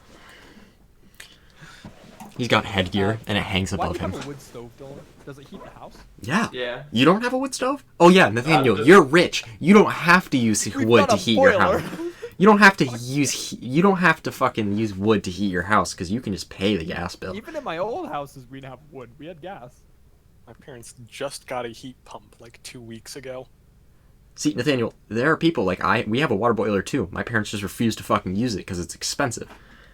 You just fucking burn wood. It's cheaper. Also smells really It's good. cheaper in Vermont, that's for sure. Because you guys have so much fucking wood. A cord of wood in Colorado or in Lake Tahoe is like 3 or 4 times the price as a cord of wood in Vermont. Hold on. Cord Should make it of clear. wood. We don't have a wood stove. We just now have a heat pump in addition to the boiler because heat pump's cheaper. I see. Colorado. Cord of wood in Colorado. Let's get back into it, lads. As you've How is successfully this defeated. cave heated? This Heated game is floors. not heated. The ambient temperature is just always set at 19 degrees Mind Celsius. flayers are so cheap. We have Dude, they invest in air conditioning. we It'd actually be geothermally heated. we're at Y level at 12, so there's a lake of lava right underneath us. Oh, okay. You want to dig down and find out? Let's go. Worm Right only down. went 60 I, feet. I One do by I do still have a pick. We could get going. We could do it. +1 magical pick. It's enchanted. A +1 magical bit. All right, folks, you short rested. What's the plan now? I think we should just go back. Give up. Quit. Climb that ladder. Yep. There's a ladder. Yeah, the ladder and the rope. Climb both at the same time. No. We'll climb the ladder, and then when we're up at the top of the ladder, we'll use the rope and see where it takes us. Okay. Okay. I think we're just moving forward. Yeah, just keep Moving keeping. forward. Keeping Okay. on. Keeping on. We'll move you guys over there. Okay. Igor.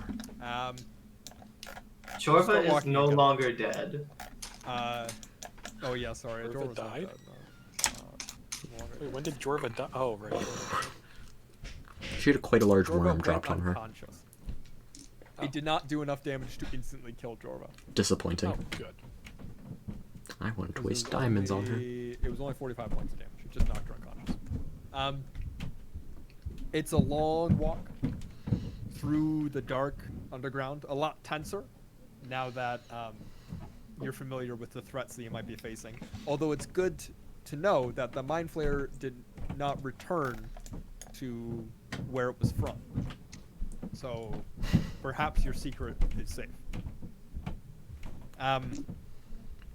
Don't You worry. keep moving on, and eventually, after a couple of hours of travel, you get to the point where you're about a couple miles down south from the east gate.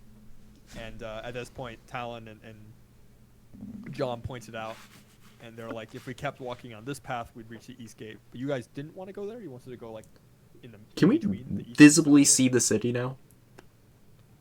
No, you're still a couple miles out. Okay. You keep in mind, you guys can't see beyond 60 feet.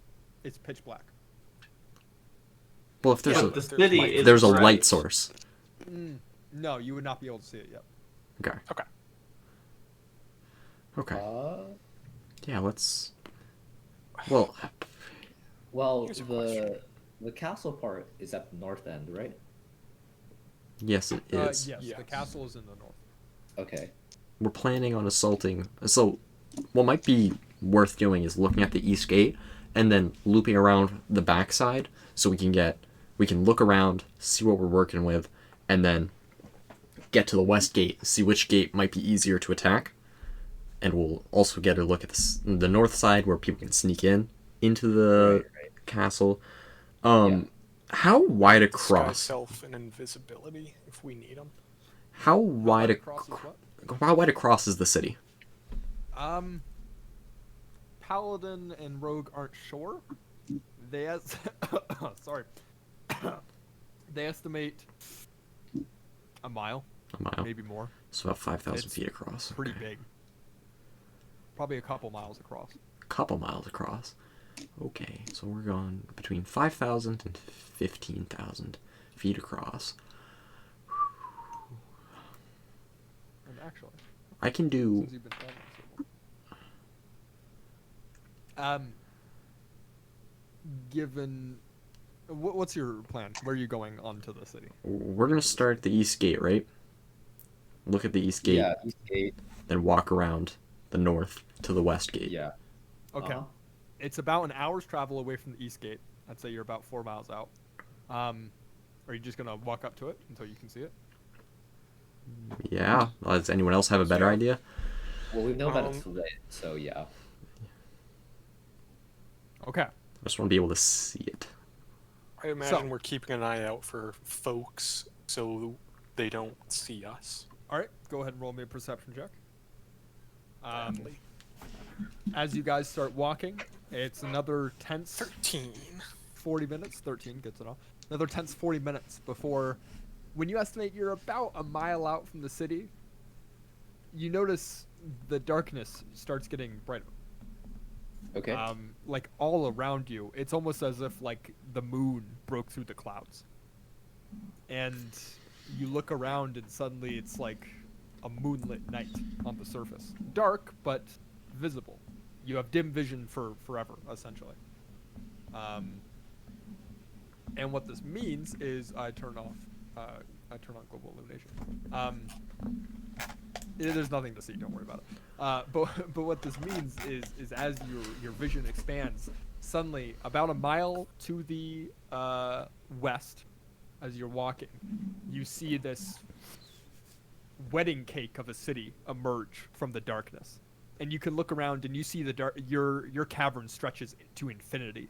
And now that you can see like you can on the surface, it must be at least 30 miles, maybe even 50 across this cavern that's just endless.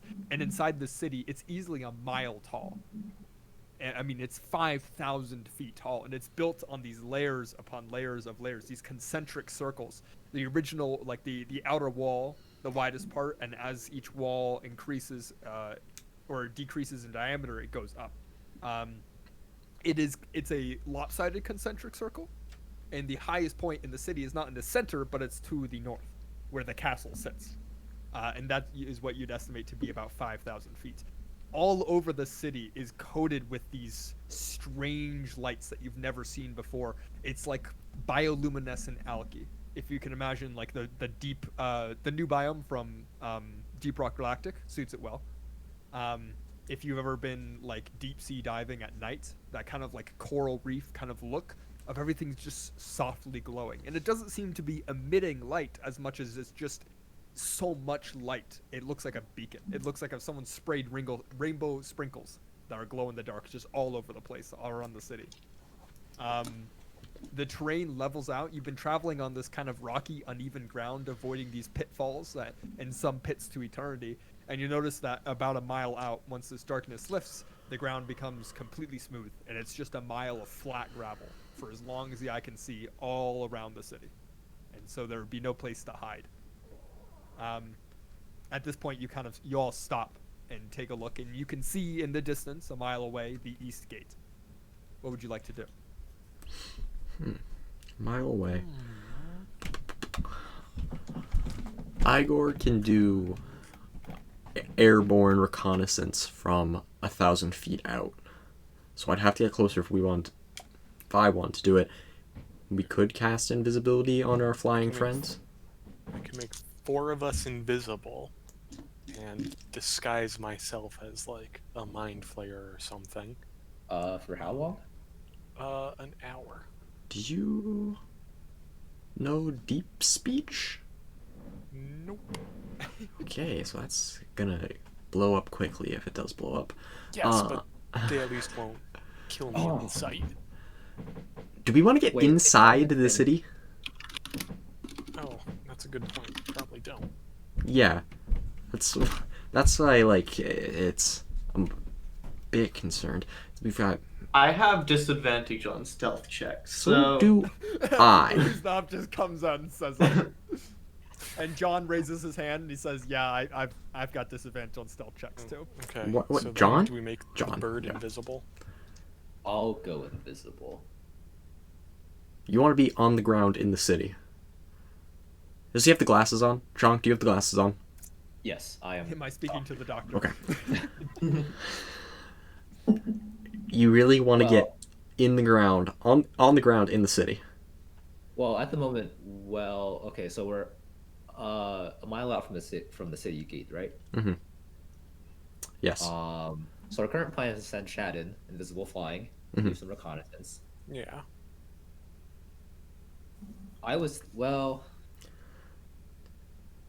If you want to assault the gate, it might be prudent to for me to go in and look at the gate a little bit more closely. Maybe not go in the city, but just see the city gate.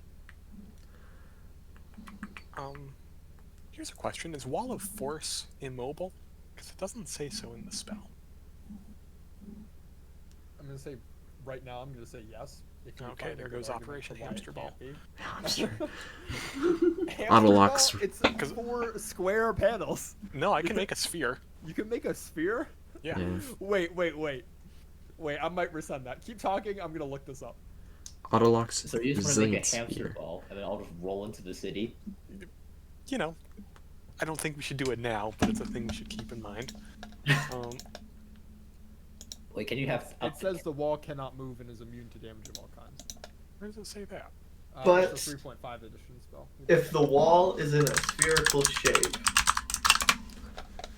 it will roll. Technically, So Wait. the spell is not explicit in this, and all the other wall spells in the game are grounded on existing immobile surfaces I and did read that. aren't meant to be mobile barriers. I'm gonna say no for now. We'll come back Okay. to it. Okay. Isn't there? There is resilient sphere, isn't there? Storm sphere, water Definitely exists. I don't think it's big enough for multiple people. Sphere of shimmering force encloses But an object. anyways, of we still need to range. do our reconnaissance. So, Doctor, the thing is about you observing the gates is you need to get within, like, arm's reach distance to be able to intelligently discern anything about the gates, correct? Yes, with my glasses, I believe so.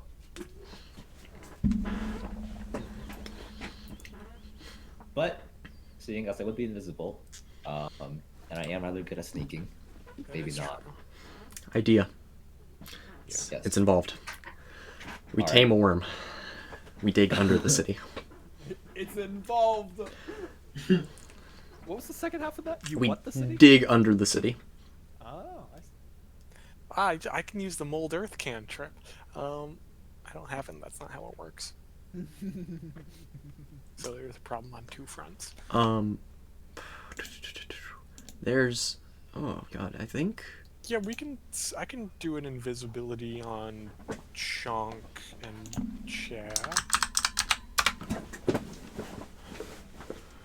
Like, One is a 4th level spell. I could also do it on Talon, but I don't think Talon wants to go in there. I have a feeling that's not something he's gonna Talon, want do to you do. want to go in there? And he kind of looks at John, and John looks back at him. It's like, well, if that's your best plan, then I'd be willing to What- go. It's not, but do you want to? I don't want to, but I'll do it. It's better than That's the him type going. of spirit we like. Elbows John.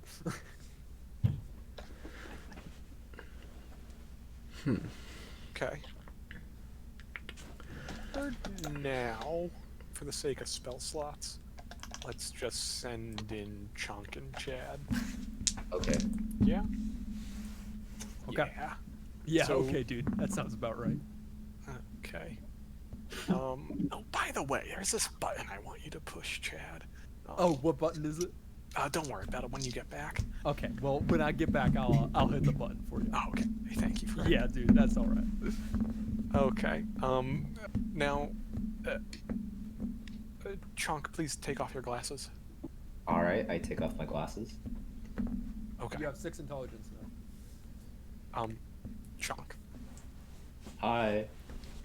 When you are invisible, what is one thing you should not do?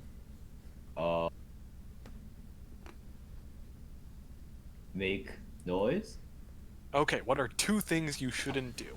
Yeah, dude, I think making noise is probably a bad thing to do. Okay. You shouldn't attack, We should Okay. attack, is that what you say? because if you attack, you won't be invisible. Yeah, but like, what if like someone hits us, you know, dude? Someone hits you, you're fine. Still don't attack. Chunk, what are you not going to do? Make noise and hit the bad people. Yeah, that sounds about right, dude. Okay, you can put the glasses on. I just wanted to make sure the lowest common denominator understood. All right, put the glasses back on. Was that really necessary? I'm not that stupid, you know. You are now. Oh well, I should say. The intent was conveyed. Maybe my delivery was subpar. That's true. It's very strange going back and forth between a gap of 10 intelligence. From not Anyway, being able to read to above average. Okay, Should you we- have 1 hour. 1 hour. Unless Wow. I stop concentrating, in which time you would have less.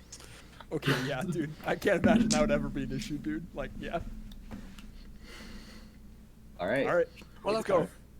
All right. Do it. I will note, you are sending the 2 stupidest people in the party. Granted, Chad's got 60 intelligence right now. But when But- he's smart, he also can't see and has. That's Bad true. things And I happen. will say, Chad, or sorry, Chunk, when you are stealthing, you will need to take off the glasses Okay. That's because fine. a large part of stealthing is making sure your feet don't make noise and Okay. seeing where they go. Right. And so if you put the glasses on, you wouldn't be able to see the ground. Okay. And that would severely damage your ability to be stealthy, especially on like this gravelly track, where walking quietly is going to be very important.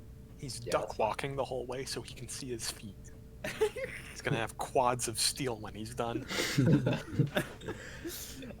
Colonel, I keep trying to hide, but the clap of my ass cheeks keeps alerting the guards.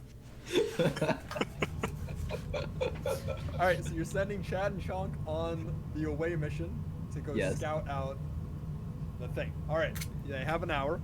It's gonna take 30 minutes of walking, more or less. We'll call it 25 in order to stealthily make your way to the gate. If you didn't want to stealth and you just want to bank on the fact that you have invisibility, you can make it in 15. Wait, can't Chad carry me and like fly? Chad can fly. He can fly You're silently. pretty heavy, and Chad's not that strong. You're like 300 pounds, and Chad's only got 12 strength. Give Chad the belt. Give Chad the belt. Give Chad the belt. Do it, you won't. That's right, I won't. Oh, come on. No, Chad would not. Chad would be able to fly, but he would not be able to hold you, Chonk, while he flies. I would say not for an extended period of time. He could do it in short bursts, but not for 5 to 10 minutes of flying. Unless he had the belt. Unless he had the belt, that's correct. Igor's taking a nap. Are you stealthily making your way to the gate, or are you relying on the invisibility of just walking? How crunchy is the gravel? Crunchy. Speed of rock. It doesn't like it doesn't echo. Like you're not going to be heard from like a mile out. But if someone was walking within 60 feet of you, they would probably hear you stepping on the gravel. Okay, well, yeah, we have dim vision, so keep an eye out. But once we get within let's say half mile, start stealthing. Okay. I'll say it takes about 20 minutes to get in that sense. Once you start stealthing, go ahead and roll me a stealth check. I'll roll for Chad. With or without advantage? Or invisibility gives you advantage. That's right. Yeah, roll with advantage. Chad rolled a 19. It's pretty good. It's a plus 9. Ooh, that's a 20. 29. 29. Ooh. Chad, you are 1 point quieter than Chad, which is funny because you're walking on the gravel and he's flying. But neither of you actually know where each other are at this point, because you're so stealthy and because you're both invisible. So you hope you're together. And I imagine you've been whispering during the non-stealth parts. But during the stealth parts, you get a little lost in each other. After 20 minutes, you approach the gate, and you see before you a massive gate, probably a good 60 feet wide, from like pillar to pillar, and that holds the portcullis. The portcullis is a good 40 feet tall. These pillars are probably 70 feet, 80 feet tall on either side. Very, very massive stone square pillars. You'll notice that the wall and the whole architecture of the city, while it is circular, it's geometric. That the walls are built in sections, and then there's a pillar supporting the turn, and it's built like a massive like octagon or a 100-sided shape, right? It's not quite a circle. Do the walls look particularly climbable? The walls look like stone walls. They're very smooth masonry. You could imagine it would be possible to climb them, but it would be difficult. They're certainly not these exposed rocks or bricks that you can climb to. Think a very smooth stone wall. It's all made out of pure black stone, with this like very dark onyx sheen to it all, and some of it's shiny actually.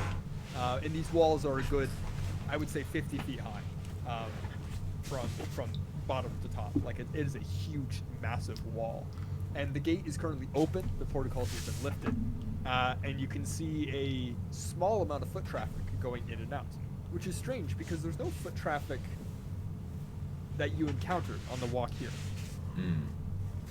You didn't pass by any mind flares or purple worms or whatever. But getting close, there's a fair amount of traffic, and you can see that once they exit the city, they raise up their hands and dimension door in and out. And or maybe some other spell, you're not quite sure. Because at this point, you have your glasses off, so you're back to 6 intelligence. There are several guards in the gates There's probably a half dozen, maybe a dozen of them. They're actually a wide variety of subjects. Some are mind flayers, not wearing these golden black robes, but instead wearing breastplates with some insignias on them that you don't recognize. It looks like, town's guard attire.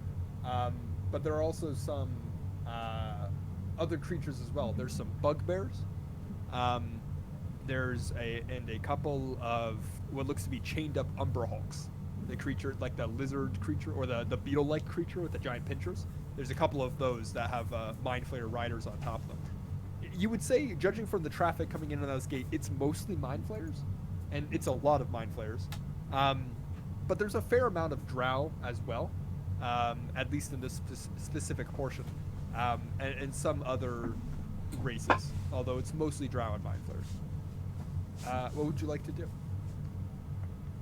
Does Chad have pythons in his inventory? I'm gonna say no. He wouldn't need them, so he doesn't have them. Does anybody in the party have pythons? You're not with the You party. don't. Then, Well, I do. I have 10. oh, you have 10? Yeah. Okay. Well, you've got 10 pythons. Does anybody else have them? Probably, but we're like a mile away. It's true. Right, you would right, not right. know. For future reference, for right now, I'm thinking about. So here's my thought. Because I'm invisible right now, You are. if we're gonna be attacking from the east gate, it's like a safe bet to say that like the gate's gonna be closed if like they see us coming. That's a safe bet. So if I can stealthily put like 10 pythons in the wall, and have like people like as they're assaulting the gate, like because it'll be easier to climb over the wall. Oh, you want to make like a makeshift ladder. Yeah, you would need, what did I say, 50 feet tall? And so you'd probably need, I don't know how many pythons it is per foot. I think it's 1 to 5. It's Well, 1 to okay, 5 or pythons- 1 to 10. Because if it's 1 to, I would say 10 pythons, you might have enough to make a wall climbable. It would still be like a series of athletics checks to climb, but it would not be at disadvantage. Right. Okay. You could do it with your 10 pythons. The question is how to do it stealthily. Because you're hammering stone into other stone. Or iron into stone, whatever pythons are made of. That is true. We could also save the pythons from the north end when we're trying to sneak into the palace. It's true. There's no real stealthy way to put pythons in, though. Yeah. Not really. At this point, Chonk and Chad, well, Chad's me, but Chonk, you'll notice, and Chad notices it with his passive perception, and kind of fuck, he can't see you. He doesn't know where you are. You rolled high on stealth checks. Never mind. Chonk, roll me a perception check. 23. 23. You notice out of the corner of your eye a group of mind flayers talking and gesturing in your direction vaguely.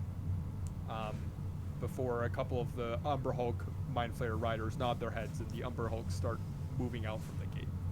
I'm going to sneak away from them Of course Okay, they can. roll me a stealth check. How would they be able to? Makes perfect sense. with advantage. Yes, with advantage since you are. 22. 22. Ooh, okay. Chonk rolled a 27. Or Chad rolled 27. As far as you know, Chad's fucking gone. With a 22, so you managed to. What direction are you sneaking out? Are you going like directly away from the wall, or are you going parallel to it, or what's the plan? Yeah, so vehicles are coming out of the gate, right? Like perpendicular to They're the... coming out of the gate towards you. Yeah. Okay, I'm gonna, like go, like crawl along the wall towards the north end. Okay. You'll notice that as you're crawling along the wall, you feel pretty stealthy. You don't hear yourself making any noise. But you notice the Umber Hulks get to where you were a couple of minutes ago, and they start sniffing around the area. And one of them seems to pick up your scent trail as it starts to follow, slowly, but follow where you are going.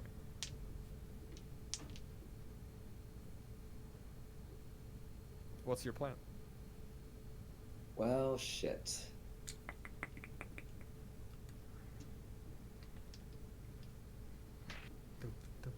Yeah, just like try to keep going along the. Yeah. Just keep going. Try to make my way towards the north end along Okay. the wall. You're making your way towards the north end along the wall. That's good to Yeah. know. Roll me another stealth check. With advantage. And I'm gonna roll. 29 again. 29. All right. It looks like you're gaining on them a little bit. You started moving in slightly erratic ways. That's kind of like moving your scent around the place. And it's confusing the Umberhawks a little bit. At this point, you'll notice one of the Mind Flayers with the Umberhawk jumps off of it, and then dimension doors, it disappears. And so it's left with one with two Umberhawks that's following you right now. And after a couple of minutes of this kind of intense back and forth where it looks like you're gaining and they're gaining a little bit and you're slowly edging the distance away, but they're still definitely following you, you hear the telltale flap of Chad's wing beats as he did not roll high for his stealth. As he kind of, it sounds like he's flying around the area. You're not sure exactly where he is. And you hear very distantly a Chalk, where are you? Do I have my glasses on? No, you would have them off.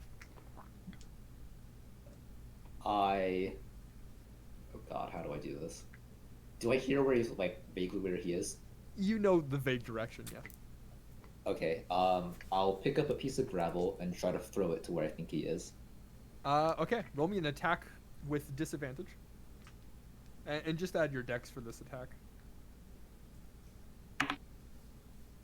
Oh God. 2. Hepe hands. You watch as you throw it, and then you hear beating from behind you, and you're like, "Shit, I was backwards. That's not the right way."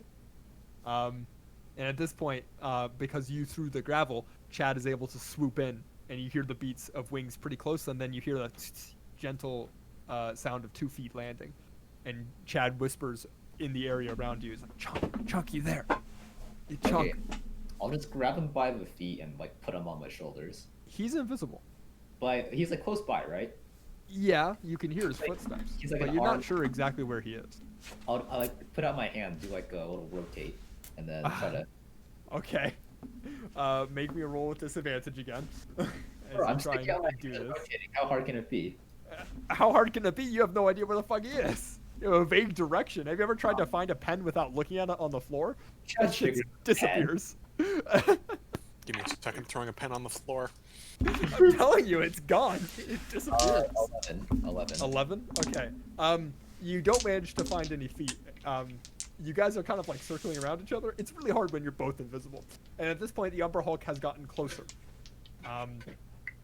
The Umber Hulk's now probably 60 feet away at this point, and it seems to be steadily following the trail. Before Chad goes, "Chunk, you're being followed. I'm gonna get you out of here. Where are you?" He's gonna get me out of here. That's what he says. That was loud. Do I hear him? Yeah, you would hear him. He's whispering. Do I know the big direction which he is in? Yeah, I would say, especially within talking.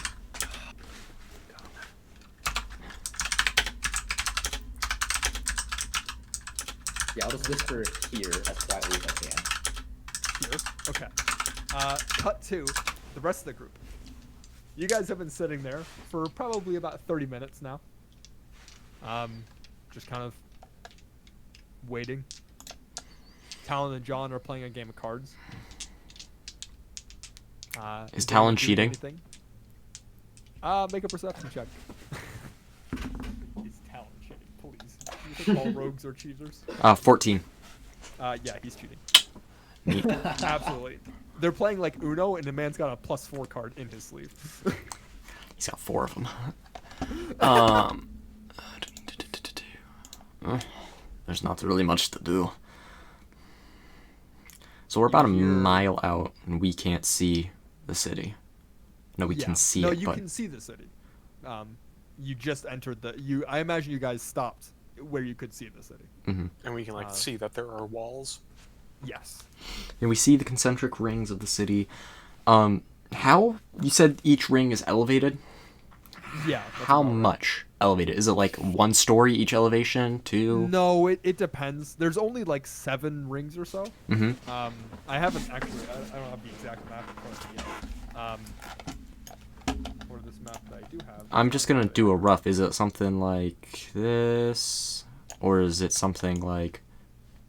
Oh, it would be something like. Or is it a Yeah, lot it would steeper? be more of a staircase. A lot steeper.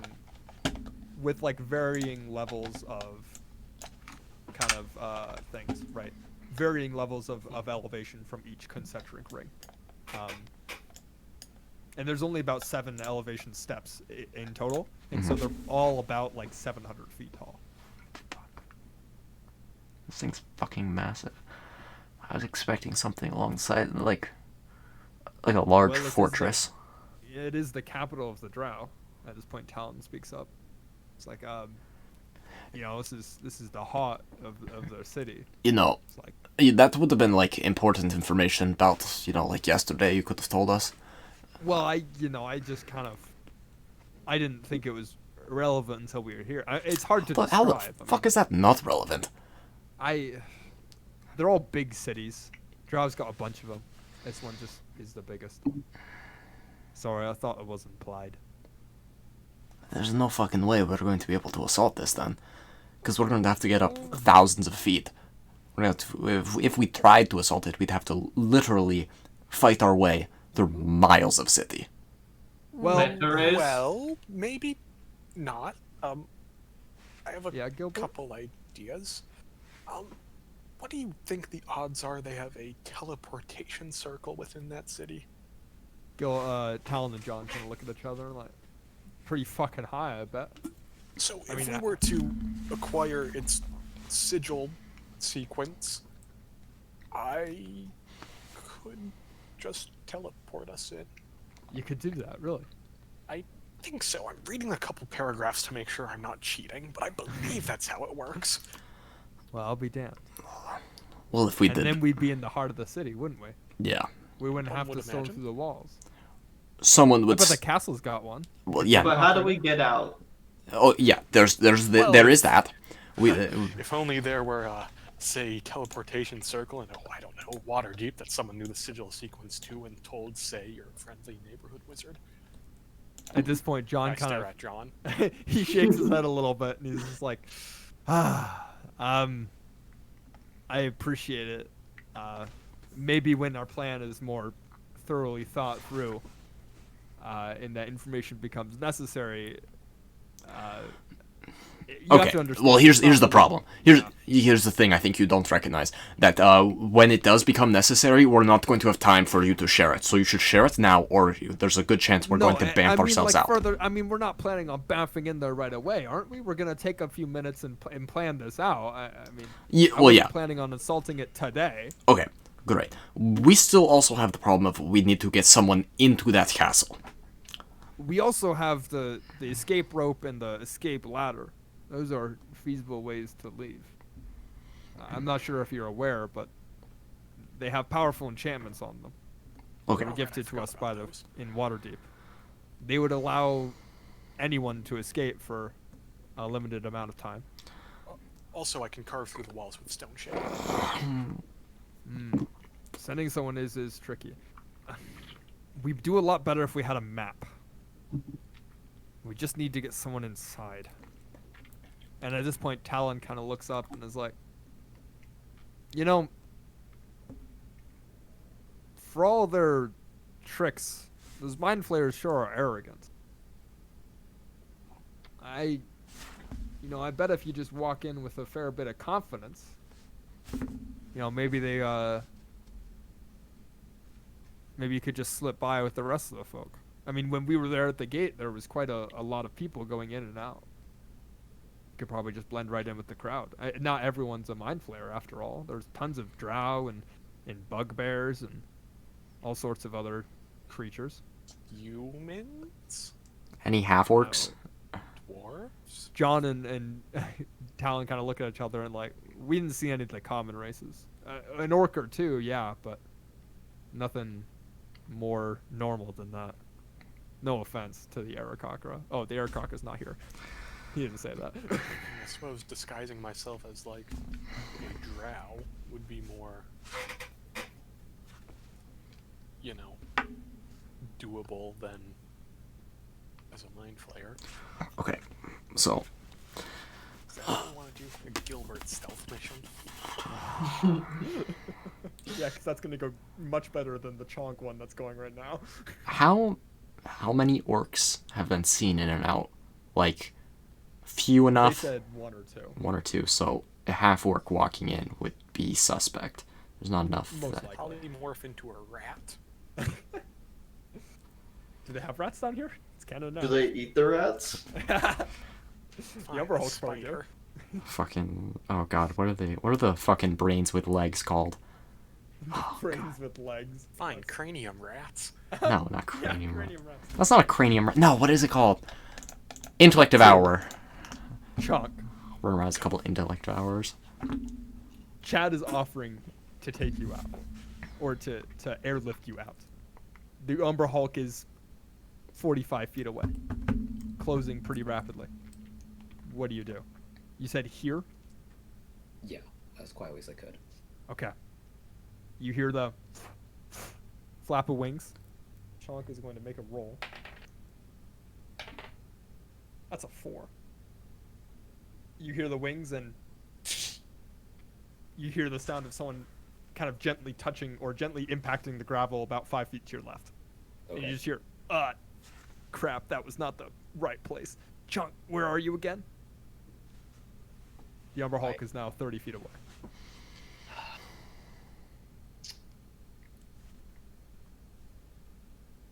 I'm going to whisper here quietly while also moving myself along the wall. Okay. Make me a stealth check for moving yourself along the wall quietly. And Chad's going to have to roll well in order 27. to 27. That's a good stealth check. It was a natural 20, but he's rolling at disadvantage. So that's only a 16. But I'll say it's enough. As you start moving to the side, and he goes, and you hear that kind of scrape of like claws against the wall, and Chad goes, oh crap, not again, and then turns around. The Umber Hulk is now about 20 feet away, and it starts From and the Chad. mind flare. Sorry, From Chad or from me? from both of you, from what you can assume. Chad's like right on top of you. And at this point, you see the mind flayer kind of stand up in the haunches of his saddle, and he reaches into a bag and pulls out a wand and starts to raise it up as if to cast a spell. And this is finally the moment where Chad rushes forward and actually makes contact with you and manages to latch onto your shoulder, and it fucking hurts because it's like, you know, two sets of bird claws digging into your shoulders in an attempt to lift you up, and it's slow. He's moving at half speed, but with his monk skills, and he's going to burn a couple of key points to do Step of the Wind. which I- makes it- Yeah? I request that we move towards the. How much time do we have left? You're not sure? It's probably been about half an hour. You don't have any accurate timekeeping device on you. Okay, I asked Chad if we should go towards the north end. Okay. And while Chad is flying with you, Chad's original path is away, and he looks down. He's like, seriously, dude? Like, that guy almost saw us. Yeah. You sure you want to go back? But the north end doesn't have a gate. That's true. And I could maybe lift you up there. You can see he's struggling a bit in carrying you. Okay. Okay, so you guys turn back, and it's a wide, sweeping turn as Chad desperately tries to contain all of his momentum and strength.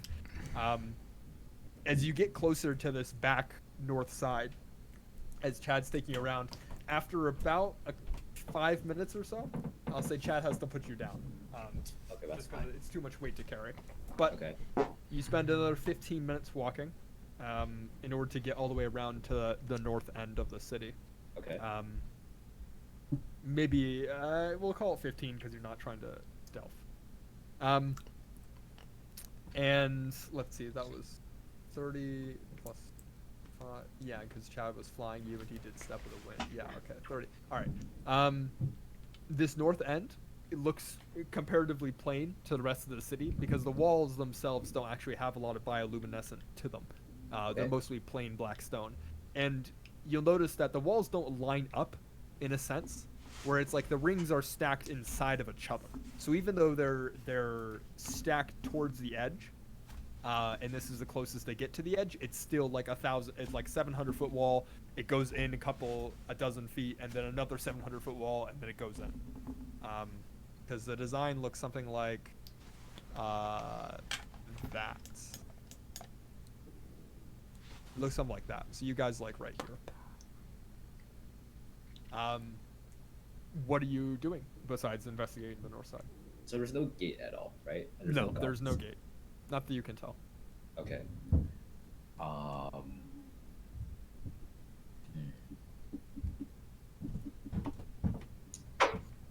Out of curiosity, we probably have rope, right? You have 50 feet of hemp rope. I know Igor lost his. Yep. Kind of fucking butthurt about it, honestly. Yeah, you should be. That's what you get for chopping off some guy's arm or hand. Okay.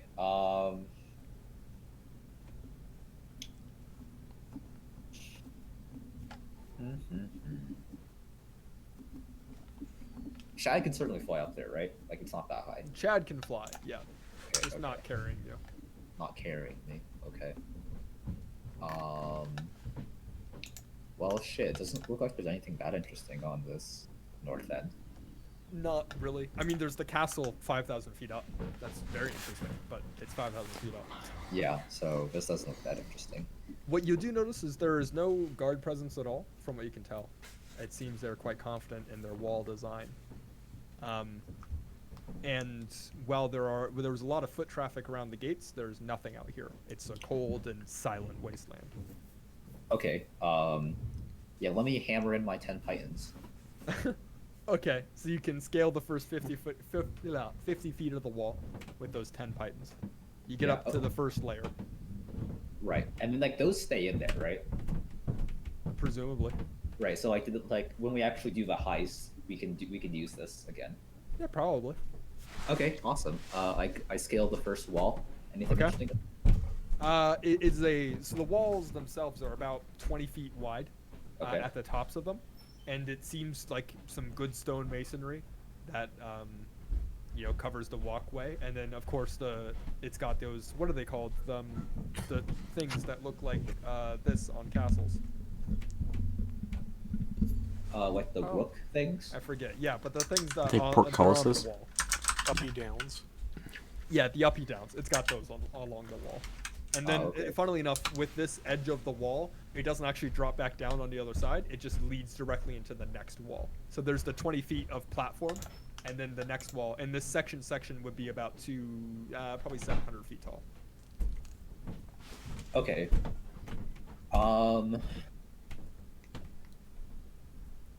So I put my pythons in. I've done my job here is done, but you didn't do anything. You Yeah, would know I'll- you've only got about 15 minutes of invisibility left. Yeah, but there's nobody around here, so I think I'm relatively safe. From what you can tell, yeah, From what I can tell. that's true. It's the Underdark. It's a scary place. Yeah, it's very scary, isn't it?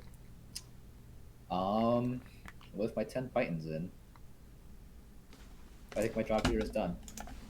And Chad's like, yeah, dude, we should probably head back so that we Yeah. don't lose invisibility while we can, trying to stealth around the city. Okay, yeah, let's head back. Okay, so you guys start heading back. It'll take you probably half an hour to head back, so you'll lose invisibility halfway. But I imagine you would take a path that's out from the city and then around. Yeah, we're not Follow going the wall. directly, yeah. Okay. Cut to the group as you're discussing your next move. Gilbert, you feel your invisibility spell run out. You stop concentrating on it, and they are nowhere to be found. Rules as written, I think I could polymorph into a swarm of bats. Fuck. Well, we see them if we look out and about. A swarm of cranium rats. Make me a perception check, Gilbert. Uh, You did tell them to be back in an hour, and they would know roughly an hour's time. 15. You don't see them. Oh, They're gone. And they're not invisible, because that's out.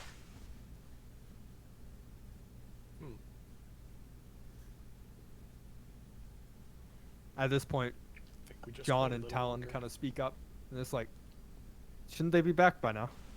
Oh, yes. But they're not. Why sure aren't they? Remind me again, the Goliath guy, the one with the big bow, and the set of glasses. You called him Dr. Chunk, but also just, you asked him who you were speaking to? Yes. Wouldn't you always be speaking to Dr. Chunk? No. Sometimes we're Okay. just talking to Chonk. Oh, and what's Chunk like? Chonk is strong. Oh, okay. And they kind of look at each other again, look at the rest of you, and like, now, I'm not particularly insightful, to which the point John kind of puts a hand up is like, I am particularly insightful. And those people you sent on that mission, when the fella took off the glasses, he did not seem that bright. No, he was an absolute moron. And you sent him on a mission with the bird, who is also not that bright. He's not stupid. He has an intelligence of 9. He's not stupid. Exactly, not stupid. I worry that they might not be familiar with the creatures of the Underdark. Some of them have ways of detecting people that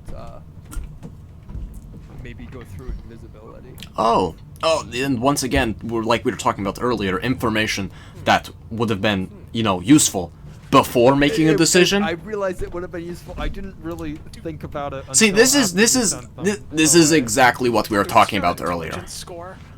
It's only 10. This is what we were talking about earlier of not sharing information before it is needed. You No, don't want to give us the that- circle. no, You that don't was want to on tell me. us this. You want I to tell. take full blame for not telling you that now, but I've told you now, and I'm worried that they Great. they- I'm glad you're Well, if worried. it makes you feel better, now I'm worried too. Should we go look for them? No. I mean, No. they'll probably No. have No, we caused really a ruckus. shouldn't. at We the gates. we should not look for them because they are coming back here. So if we're not here and we're not going to be able to see each other because of how fucking dark it is down here, we are going to stay put until something moves us. So, with the number of times that you have fucked us over by lack of information, you are now going to just not play any more games, and you should just start laying everything you know on the table. Every single piece of information. Sigil circle? Sequence? Yeah, I think that's one thing. Because we're tired of playing games. Because we'll just fucking go do this on our own. Leave you completely out of this. We have our own destiny. You have your thing. It just happens to align for the moment. So right now, let's Look. stop playing games. I didn't mean to play any games.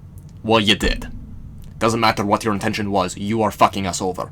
It matters what my intention is. I do not intend to harm you. I don't intend to backstab you. Well, you Maybe He did. doesn't. He smacks Talon. And at this point, I drop out of the sky. No, you're still 10 minutes out, my friend. Oh. You are far away. That's why they're having this conversation, because it's been an hour and 5 minutes, maybe an hour and 10 minutes, and you're not back yet. Oh, okay. Is there anything else we should know about the creatures in the sea? Do some of them like breathe laser beams out of their nose that follow you even if you dodge around corners? There's the Beholder. We know about that. Okay. And he is dangerous. There's the Mind Flayers, Mhm. and they are, from what we can tell, telepathic. And so they can read, they can speak to you in your mind. We don't think they can read your thoughts, not without intrusion. At least they haven't been able to in the battles. Who would ever But do that? They're telepathic, and that's how they communicate a lot of the times. They have these creatures, these beetles that are massive, 10, 15 feet, with these huge pincers, and they can smell very well. And they're proficient in tracking and burrowing. And there's the various races of the city. It seems we don't know too much beyond the gates. We haven't been inside. And as for the teleportation sequence, I don't actually have it. Okay. I can contact someone who can tell me what the sigil is, but I do not have it in my immediate possession. So, They so don't here's the thing. offer me that information. Earlier, you told us you did have it. I was looking at the truth from a different point of view. Igor is Okay. visibly angry. Which paladin oath did you take? I don't think that's important right now. It's extremely I thought important. A lot of things are important up until now, and it turns out they were. It's the standard oath of the Paladins of Miracle. Which is... Which is... Nathaniel looks up the Paladin oath real quick. I don't fucking know. Class features. Are you devoted? Oath of... It's whatever the default one is. I don't really think there Sacred is. oath. That's what it is, right? Nope. So it's devotion? Let's go to the basic Honesty. rules. Honesty. Probably First devotion. tenet. Don't lie or cheat. Congratulations, you're an You'll notice oathbreaker. that I never did lie. You did lie. You very much No. did lie to us. Well, you literally I verbatim said I have told it me. and I did not lie. You I did have it, lie. So you have it. I do. I just What have is to it? get it. So you don't have it. Because if you don't have something, and you want to have It's something, all that's when you relative. need to get it. Well, here's the thing. The problem is all this relative, and with air quotes, information that you're helpful has put our friends in danger. And at this point, you hear and the crunch of gravel as you all turn around to see Chad and Chonk running up to you. Weep out of From the sky the in a north forward side. roll. You mean? No, you did not drop out of the sky. Leap out of the sky in a forward roll. Come on. Okay, you leap out of the sky in a forward roll, which looks awkward because you're on the ground. Because Chad was not carrying you that You whole jump way. and then do a forward roll. Yeah, I feel Well, like that's it's Walking, also, you can like, really spring dive. up. Yeah, you do a jump and forward roll. There you go. And And at this point, John looks over and says, "Ah, they're back. It seems we had nothing to worry about after all." Oh, there's still much to worry about, John. Yes. Well, Dr. Chonk and Chad, what did you guys find in your journey? Well, it seems like the Mind Flayers don't actually use the roads. They use some sort of dimension gate thing to travel about. That was interesting. There are guards, obviously, on the east and west gate, but there don't seem to be any guards, anybody really, on the north end where the palace is located. So I managed to get some pythons into the wall and scale the first wall. Excuse me, Doctor, I have a question. Yes, of course. Seeing as we're not literally 6 inches out of the city, why are you telling us this now? What do you mean? I'm just not- basing off of what's happened in the past hour or so. I assume that this is not important information at this point. John gives a heavy sigh. Continue. I don't know what other information is there to tell. No. I wasn't being snarky to you. My apologies. I was trying to piss off the paladin. Continue. Okay. Well, yeah, there are pythons in the wall on the north end, so you can easily scale the first wall now. But there are several more concentric walls that we will not be able to scale. unless How are we going to get up the next 5,000 feet? We're fucking working on that, Jesus Christ. Okay, once you got over the first wall, what was there between the two rings? Was there anything? Was there people? Was there, like, living space, or...? On the north end, no. It just went from one wall to the next. So this is... See how thick the walls were? 20 feet wide, I No believe. bother. Okay, this is a strange idea. But would maybe getting inside the city and going piece by piece from within be better than staying on the outside and just skirting in and out every single time? Because every time we get in, we have to go past that wall is going to be an issue. So it's Are you saying we set up camp on the first wall? I think on the first wall is risky. Maybe, like, just inside the first wall. Because, like you said, there are all sorts of people in there. We get some charcoal, rub it on fucking Uznab's face, we can pass him off as a fucking Duergar. The ultimate disguise. Some Oh, yeah. pieces of charcoal. Yeah, like, it's going to sound stupid, but It's true sight. yeah. It's like this is legitimately a stupid idea, but I feel like if we need to be inside the walls to get information, then having to go past the wall every time we need to get information is just unnecessary risk. I would. Let's see.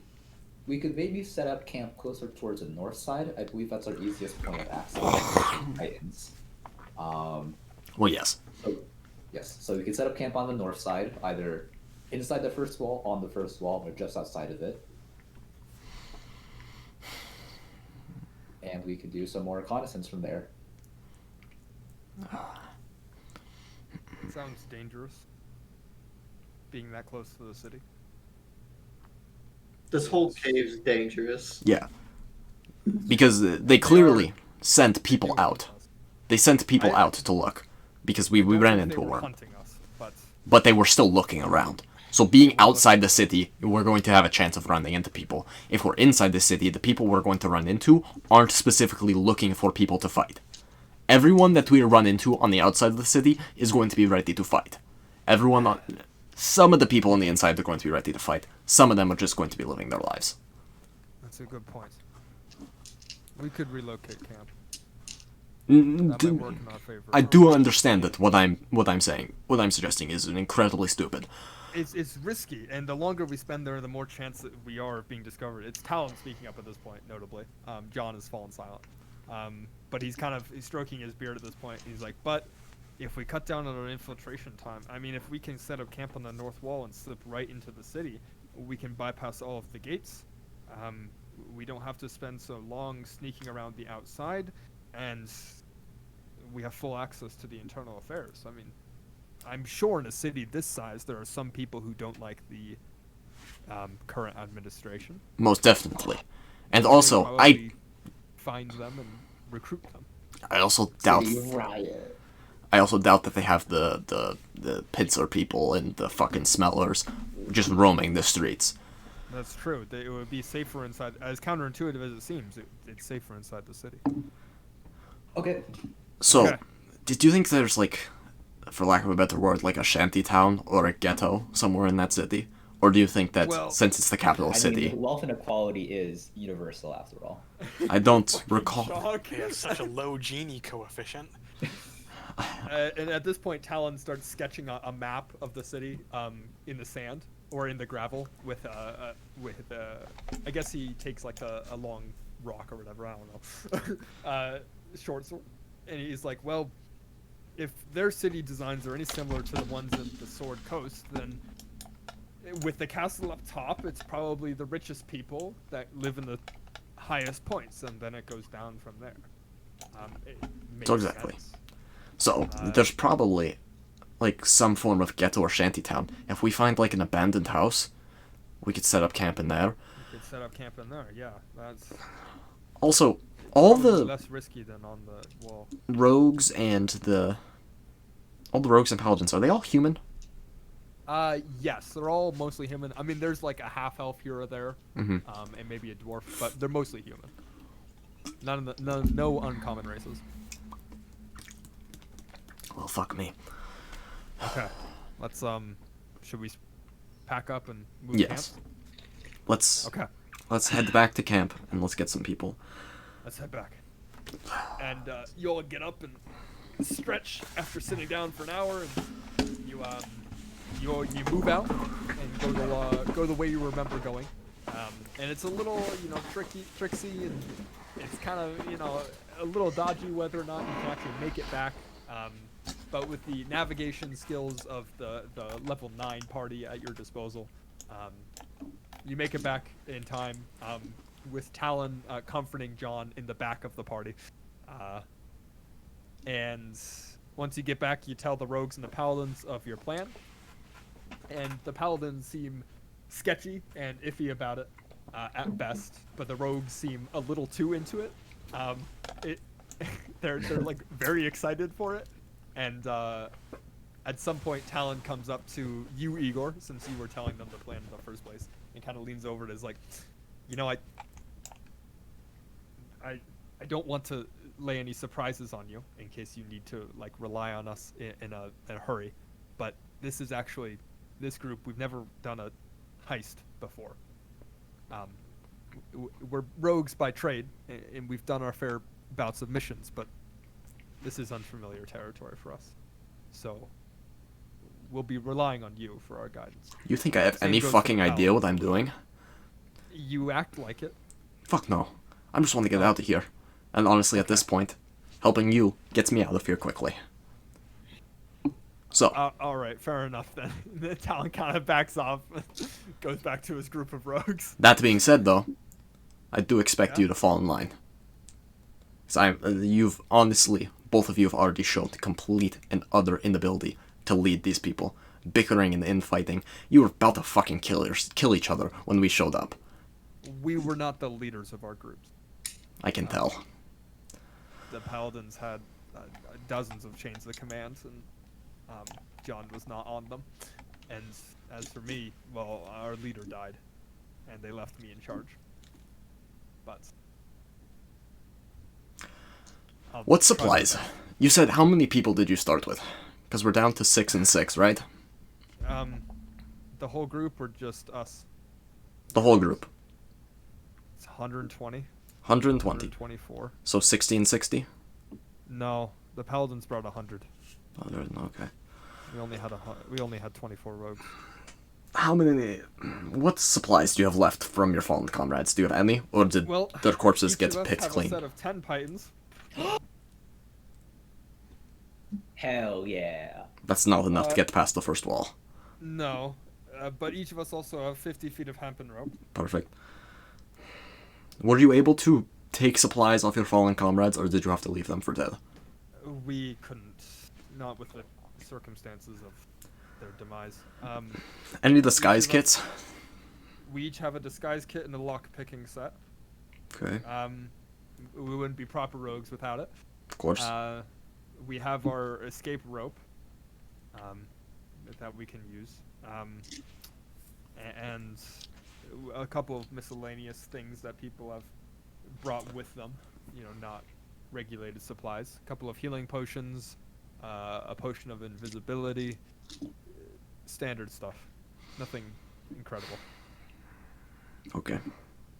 Question. Yeah.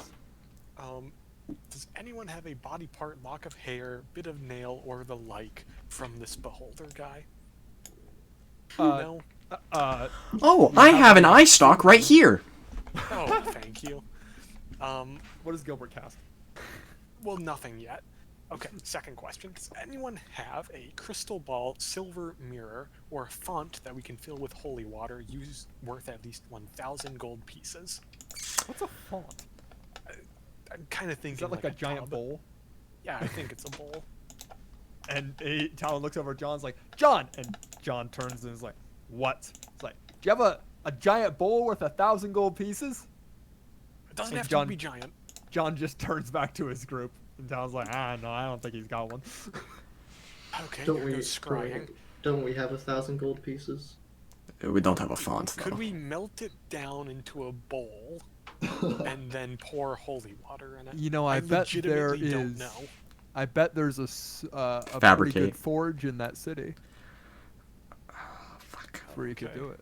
Okay, so we're gonna Alright. set up our Sly Cooper base of operations. Yeah. Okay, so with that all set and squared away, you guys managed to get the rogues and the paladins together, all 12 of them, and you lead them over around the purple worm corpse, navigating through the very pitch black darkness, arriving at the 1 mile out from the east gate, and then moving north along the edges of the.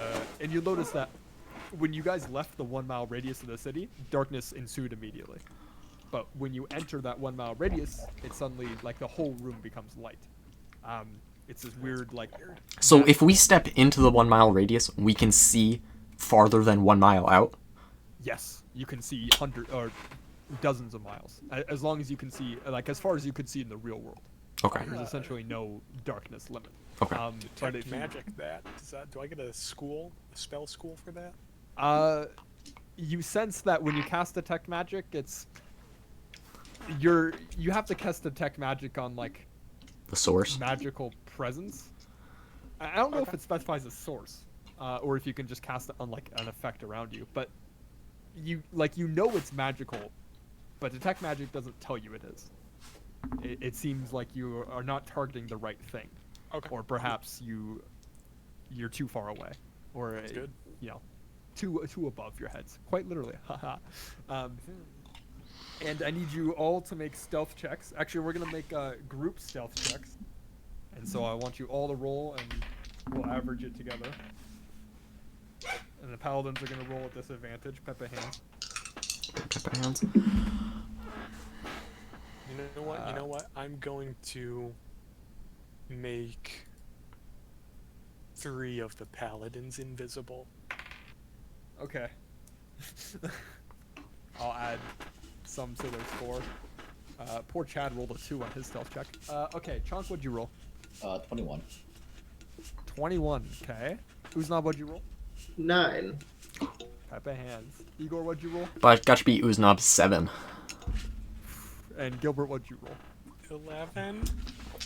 Preem. It's not a great average. No, it's not. Can we just move Most of us have disadvantage. Well, you have to.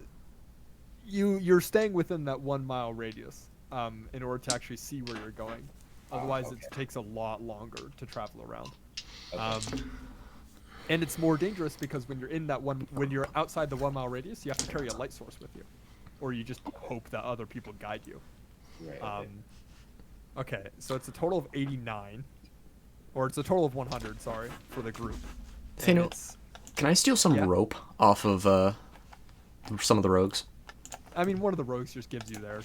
Cool. I'm taking a thing of rope. 1, 2, 3, 4, 5, 6. 100 divided by 6 gives us 16.6. All right, let's see what they roll for perception.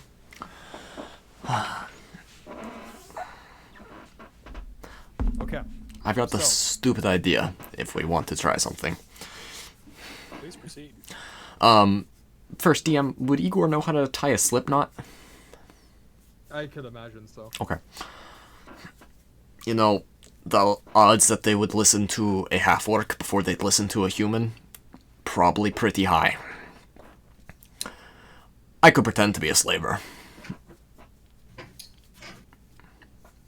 It's not a great idea, but it's an idea. At this point, you all hear from inside the city a very loud but very distant.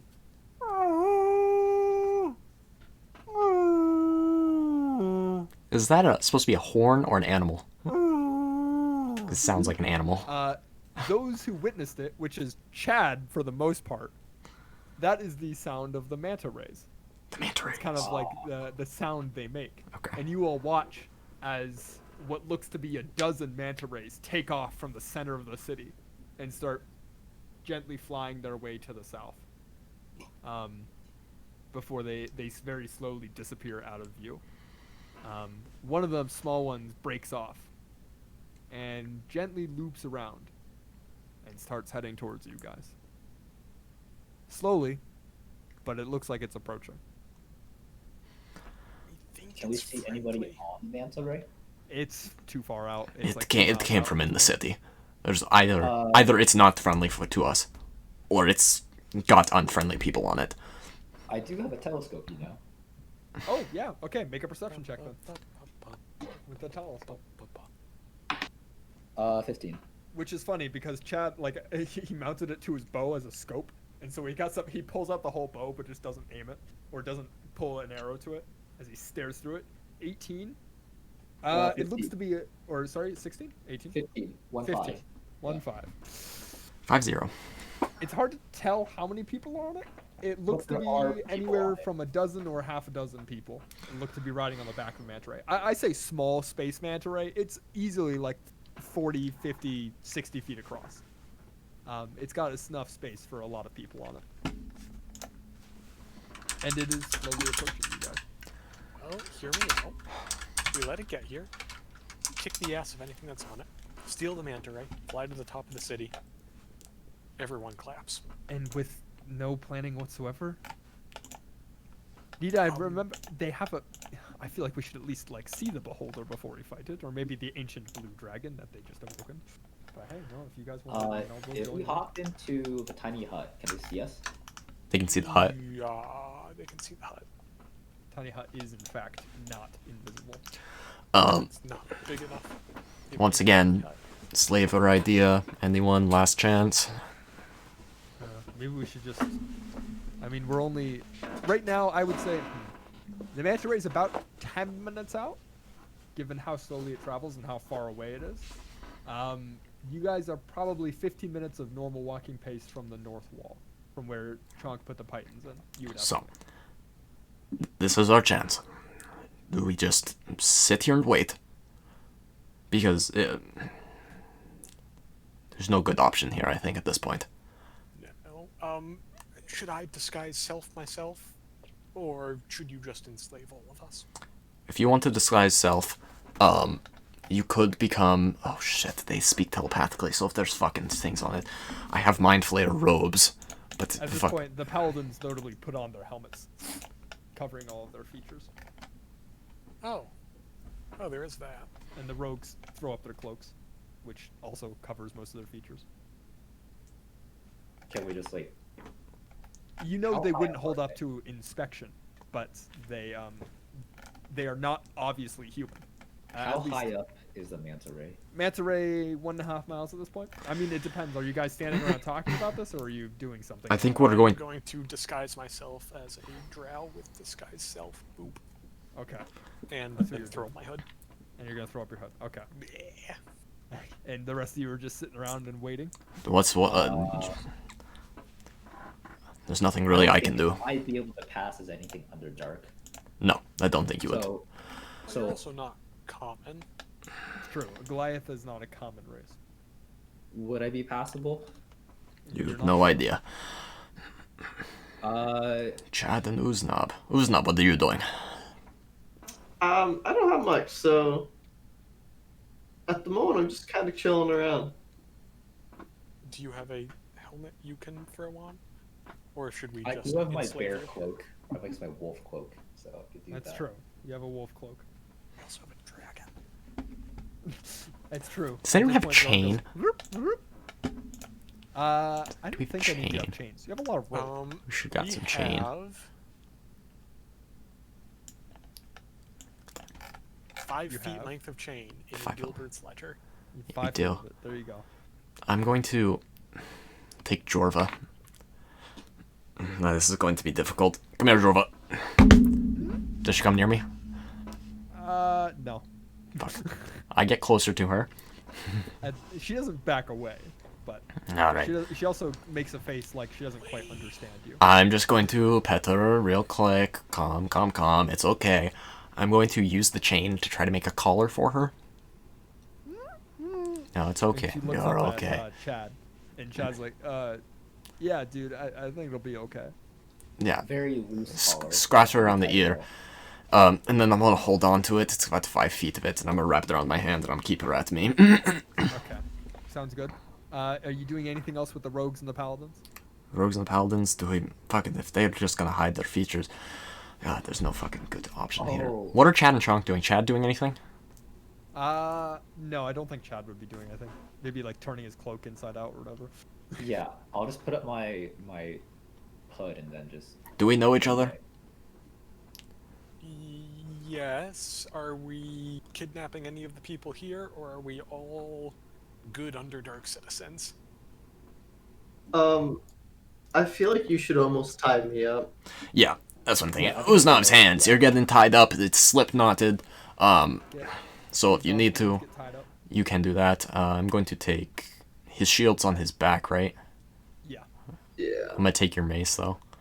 And when they're like a few minutes sword, yep. out, I'm going Which to also is cast just- comprehend languages. Handle, you can't tell it's there. Okay, then yeah, you can keep Oh it. yeah, no, the lightsaber is just a handle. At this point, they're about 5 minutes out when you hear again, much louder this time.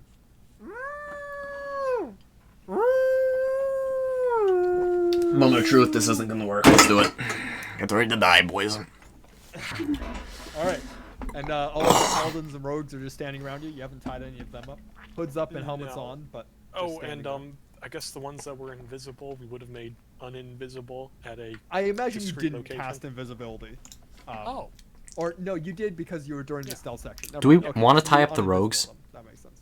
Tying up the rogues, I feel like makes sense. Tying up the dudes in armor doesn't make sense because why would you keep them in armor?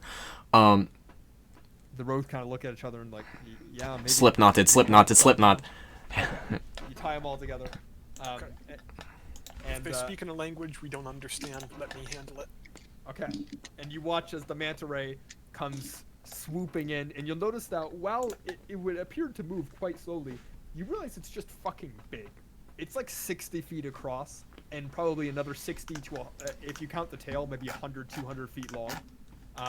It looks very much like the Storm King's Thunder, or the Storm King from Demon Slayers, or Demon Souls.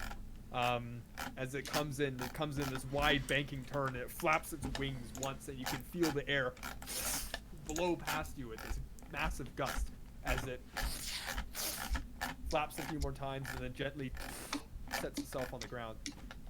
On board are about, I would say, half a dozen drow troops, it looks like. They are all wearing nice chainmail armor that's made in this like black metal material. They all have these helmets with these big feather plumes at the top. And the feathers are like not typical feathers. They're like wet and slick, almost. And they all slide off the wing towards you guys. The leader steps up with his hand on his sword, but not drawing. And he says in a language that I don't think anyone But Gilbert did cast Comprehend. I did say I cast Comprehend Language. You did. That's absolutely correct. Give me a second. I forget what language they would use. Let's see. You guys are that. I don't know if Gilbert and I know each other. Fuck. This is bad. Alright, we're good. You hear Elvish. For those who speak Elvish. Okay. Which, if I remember correctly, is like only Gilbert still. Think so. It is a very, like some of you have heard Elvish, it's a very archaic tongue. Where it's very like strange dialect. It's like hearing Scottish for the first time. Where it's like you understand that they're speaking English, but you can't really understand them at the same time. But Gilbert, you cast Comprehend Languages, and the elf comes up and says, "Oi, what you doing here?" I'll respond in Elvish. We have heard of your fair city and wish to visit. However, not all of my compatriots understand our most venerable tongue, so if you would lower yourself to speaking common, they would appreciate it. And at this point, the drow kind of look at each other, and the leader speaks back up and he says, sorry mate, I don't speak common." At this point, I'm gonna ring out in Orcish, and from this point forward, I don't think I'm gonna speak any. I'm gonna speak in Orcish until I say I'm gonna speak in Common. Okay. I'm just gonna So, introduce myself. I'm Grutok the Slaver. The other drow kind of all look at each other, and the lead drow looks to the one on like they made a sort of like semicircle formation kind of surrounding you, and the drow looks to the one to the left, and he says, in Elvish he would say, "Yo, Lasco, you understand what this man's saying?" And Lasco kind of scratches the back of his neck a little bit, and he's like, "I mean, I took Orcish in high school, but it's I been a can while." translate if you would. That would be helpful. Thank you. Yes, What's don't he feel saying? that he doesn't speak common either. Oh, okay. Fair enough. And I, translate what he said. Okay. Aye, slavers, huh? Yeah, Nasty business. Hate your guts. fair enough. You all slavers? No, but we found it prudent to take up a common. What's the phrase? Are drow not slavers in your world, Nathaniel? Absolutely not. God, I fucking wish I knew that. Well, you wouldn't know anything. Igor wouldn't know anything about drow. That makes sense. You're We like found it- above like the bare minimum knowledge of they exist. We found it prudent to travel together in these rather. It must be one hell of a lost in translation bit. If if that one can't speak Common and you speak Drow, what language do the other ones speak? What about that I- bird over there? Bird. The bird tied up. You didn't specify. Could have sworn we tied up the bird.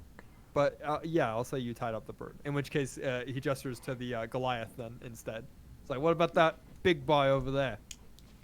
I Some can see a common, but giant. mostly giant. Oh, Huh. My throat sounds, my voice sounds dry and raspy. I can assure you, when I started on this venture, it was not so. But my vocal cords have been getting quite the workout. Oh, I can understand it. I gotta translate for these guys back at home. I'm the only one who can read real Elvish, or they wouldn't say real Elvish. I'm the only one who can read the Elvish up above.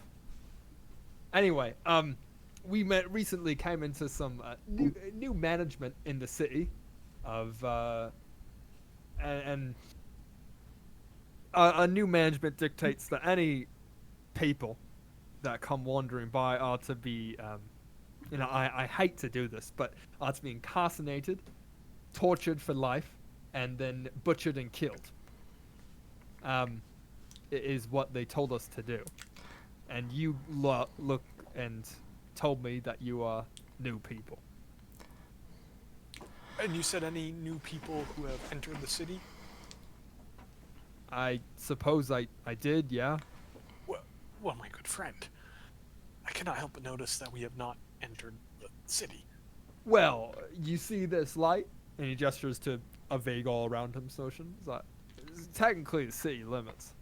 Oh, no. We're clearly in the suburbs. Bureaucracy. Is the knot in front of me or behind me? It's in front The of you. knot would be in front of you. Yeah, Igor tied it so you could easily slip out. Although none of you understand this conversation other than Gilbert.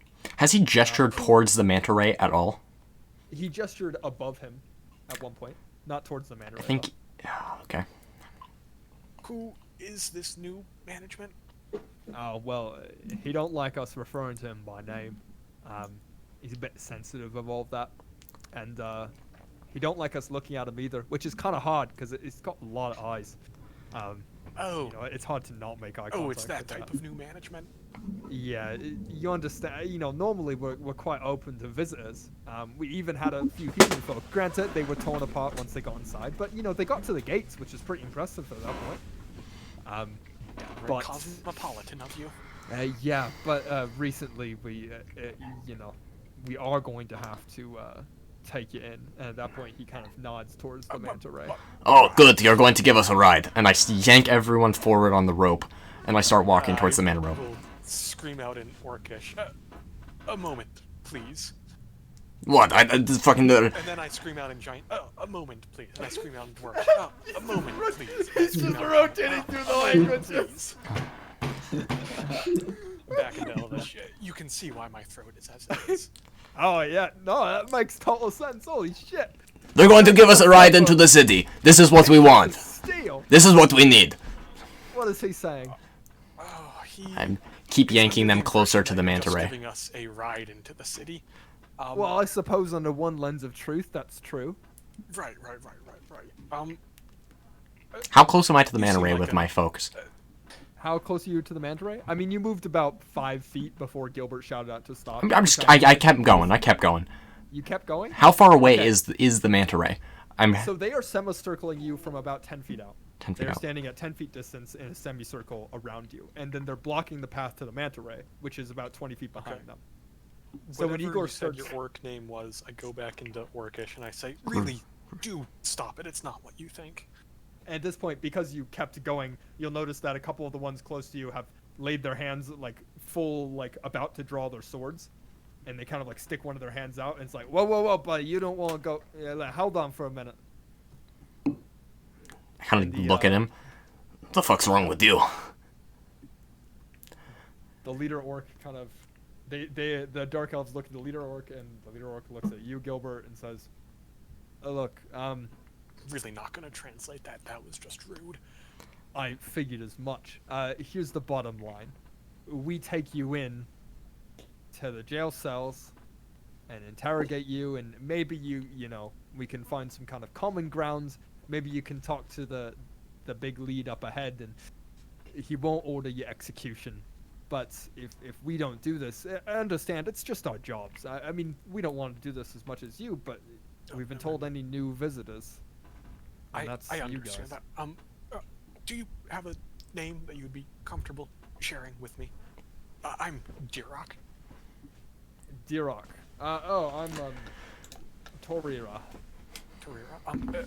Please, to avoid any more confusion, care to speak privately, just for a moment?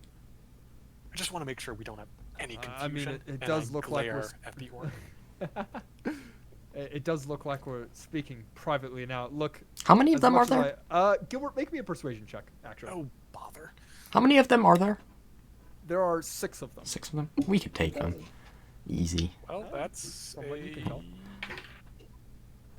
6. Roll the 3. Yes. At this point, he kind of looks back at his guard and says, We're not lads, going wait out of by the- sight, just out of yeah, earshot. for a I moment. understand. Lads, go ahead and wait by the mantle ray. I'll be a minute or two. And he turns, and you watch as the other 5 guards kind of ease off their swords and leave a hand on the blade, but kind of get out of like the drawing position. And they all back up slowly and kind of slouch near the manta ray. And you'll notice now that the manta ray, well, it appeared there was only 6 people on it. You can see now that during the conversation, about a dozen drow had emerged from the back, and we're all just sitting about around the manta ray. So 18 total? 18 in total. That would be correct. Easy fight. Gilbert, you bring Torira aside, and he's like, "So, Okay. what? So, what You do seem want like a from me? rather decent person. Yes. I try." Yes. Now, you don't need to say anything. Maybe just blink twice for yes, once for no. Are you happy with the new management? And he kind of takes a long, hard stare at you. What'd you say? Blink twice for no, or blink once for Blink yes? twice for yes, once for no. And he just blinks once. Okay. Mm. Now, I'm not going to say the new manager's name, but let's just call him Mr. I. Okay, fitting both for his personage and his name. That's a clever joke you got there. You know. Thank you. It's not the only somewhat clever idea I have. Listen, I have been completely honest with you. We're not big fans of Mr. I either. In fact, he's tried to kill us a few times. He has. He has. I mean, That's- indirectly, not him specifically, like his Oh. folks. Yeah. Okay. I understand. Yeah. Yeah. We're also extremely powerful. We did kill a great purple worm on our way here, and it was you'll actually notice he- exceedingly easy. Raises an eyebrow. Make an intimidation check, Gilbert. Oh no, I'm not trying to intimidate, but I can. Didn't he I- say that he's this happy isn't with new intimidating. management? He's said not he's not happy. Okay. So here's the situation. You just told him that you're also not happy with new management, and he's like, "Oh, I've got an ally." And then you told him that you killed the purple worm and mind flare, and so now I didn't say he's mind ready- flare. That you did not, but you killed the purple worm, and he knows that they ride with mind flares. enough. So roll me an intimidation check, because that is what the words you were saying. And I understand if you didn't mean to come off that way, but it's a very he's reading it wrong. It's Essentially. another 6. At this point, he raises one eyebrow and then both eyebrows, and he goes, "Listen, what did you say your name was again? I forgot." I have her written down here. Durok. Durok. I understand you want to firm yourselves in the rankings of masculinity and all of that, but I'm not impressed with lies. I just I shout out, whatever your orc name is, Igor. Grutok. Brutok. Please bring the bag. I don't even bring the bag. I just lift up the bag, and you just see all the trophies I have. So I've got He sees. What's in the bag? It's not in the bag. It's behind the bag is where I hang my What's- trophies. What's on the bag? Yeah, what's He's hanging in got the bag? a leather ball, an Almira horn, a flying snake tied into a monkey's fist, a T-Rex tooth, two Forgot about the flying snake.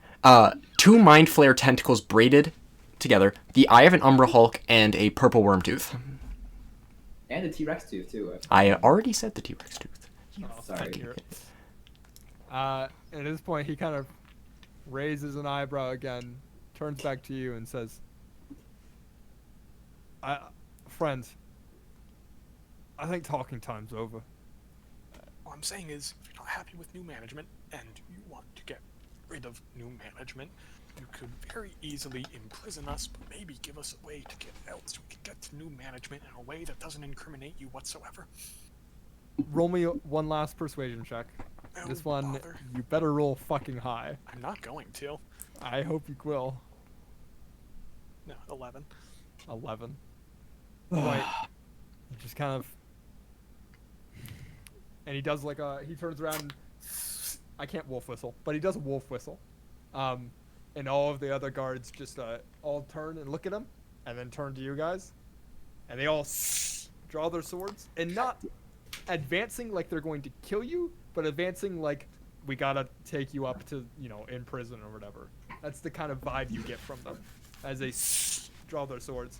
And Gilbert, you turn back and look at Gilbert, what's your passive perception? 13, And what's your dex? 12. 12. You look and the Toria, who you're talking to, has already drawn a blade and holds it up to your chest in a blink of an eye. Like you didn't even notice it. And Toria just goes, "I'm sorry, friend, but this is just the way things are." In Orcish, I yell, now or later. How many of them are there? 18 There are total. 18 total. How many of us are there? There's There are 6, 12, 6, plus 12 8, plus... so 20. No, sorry, No, John no. and Talon are part of them. Yeah, They're part of the so 12. So it's 12 plus 1, 18. 2, 3, It's 4, 18 5. versus 18. Sounds pretty good to me. Honestly, we're not gonna have a better time. What do you say, Gilbert? I shout out in Orcish. I think now is best. I yank on the rope just right to undo all the slip knots. Perfect. And as you do that, so Gilbert says, "I think just now is right," and you look like I would say Lasco is in front of you, Igor, and you watch as Lasco kind of looks up with this sudden look of shock, the because he's the biggest. only person here that would speak Orcish. And with that, Igor yanks the rope, and all of the knots come untied. And I need you all to roll initiative next week. Fantastic. This will I be look fun. forward to combat with 36 combat. You I fool. really wanted there to be some sort of discourse, but Gilbert rolled a 6, and an 11, and I'm just like, with how he's proposed this, and with the background that that Toria has coming into this, and all of the variables working against you, you just need to roll higher than that, and it's And so you unfortunate. didn't. No, this is what happens when the person who can communicate is not like God, why didn't we have one of the paladins talk? because I can only cast some spells that help me communicate with them. On yourself. I could have sworn you could... It's tongues. Tongues is the one you can cast on other people. Yeah, and I haven't tongues. You have it. What level is tongues? Is that 5th level? Oh, I could get it, I just don't have it. I think it's like 4th or You something. have comprehend languages, and you said that's enough, right? Yeah.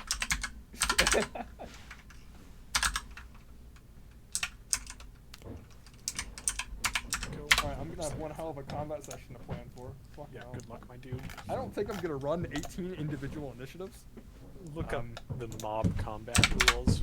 Yeah, I might do it like you pit the rogues. It'll probably be 6 of the better drow soldiers against the 6 of you, and then the 12 rogues and paladins versus the 12 drow. Or and it's we'll one just, like- stat block for a swarm. Yeah, of we have drow. one. Yes, a swarm of drow, and then a swarm of paladins and a swarm of rogues, and we just roll against those. I think that would be much better.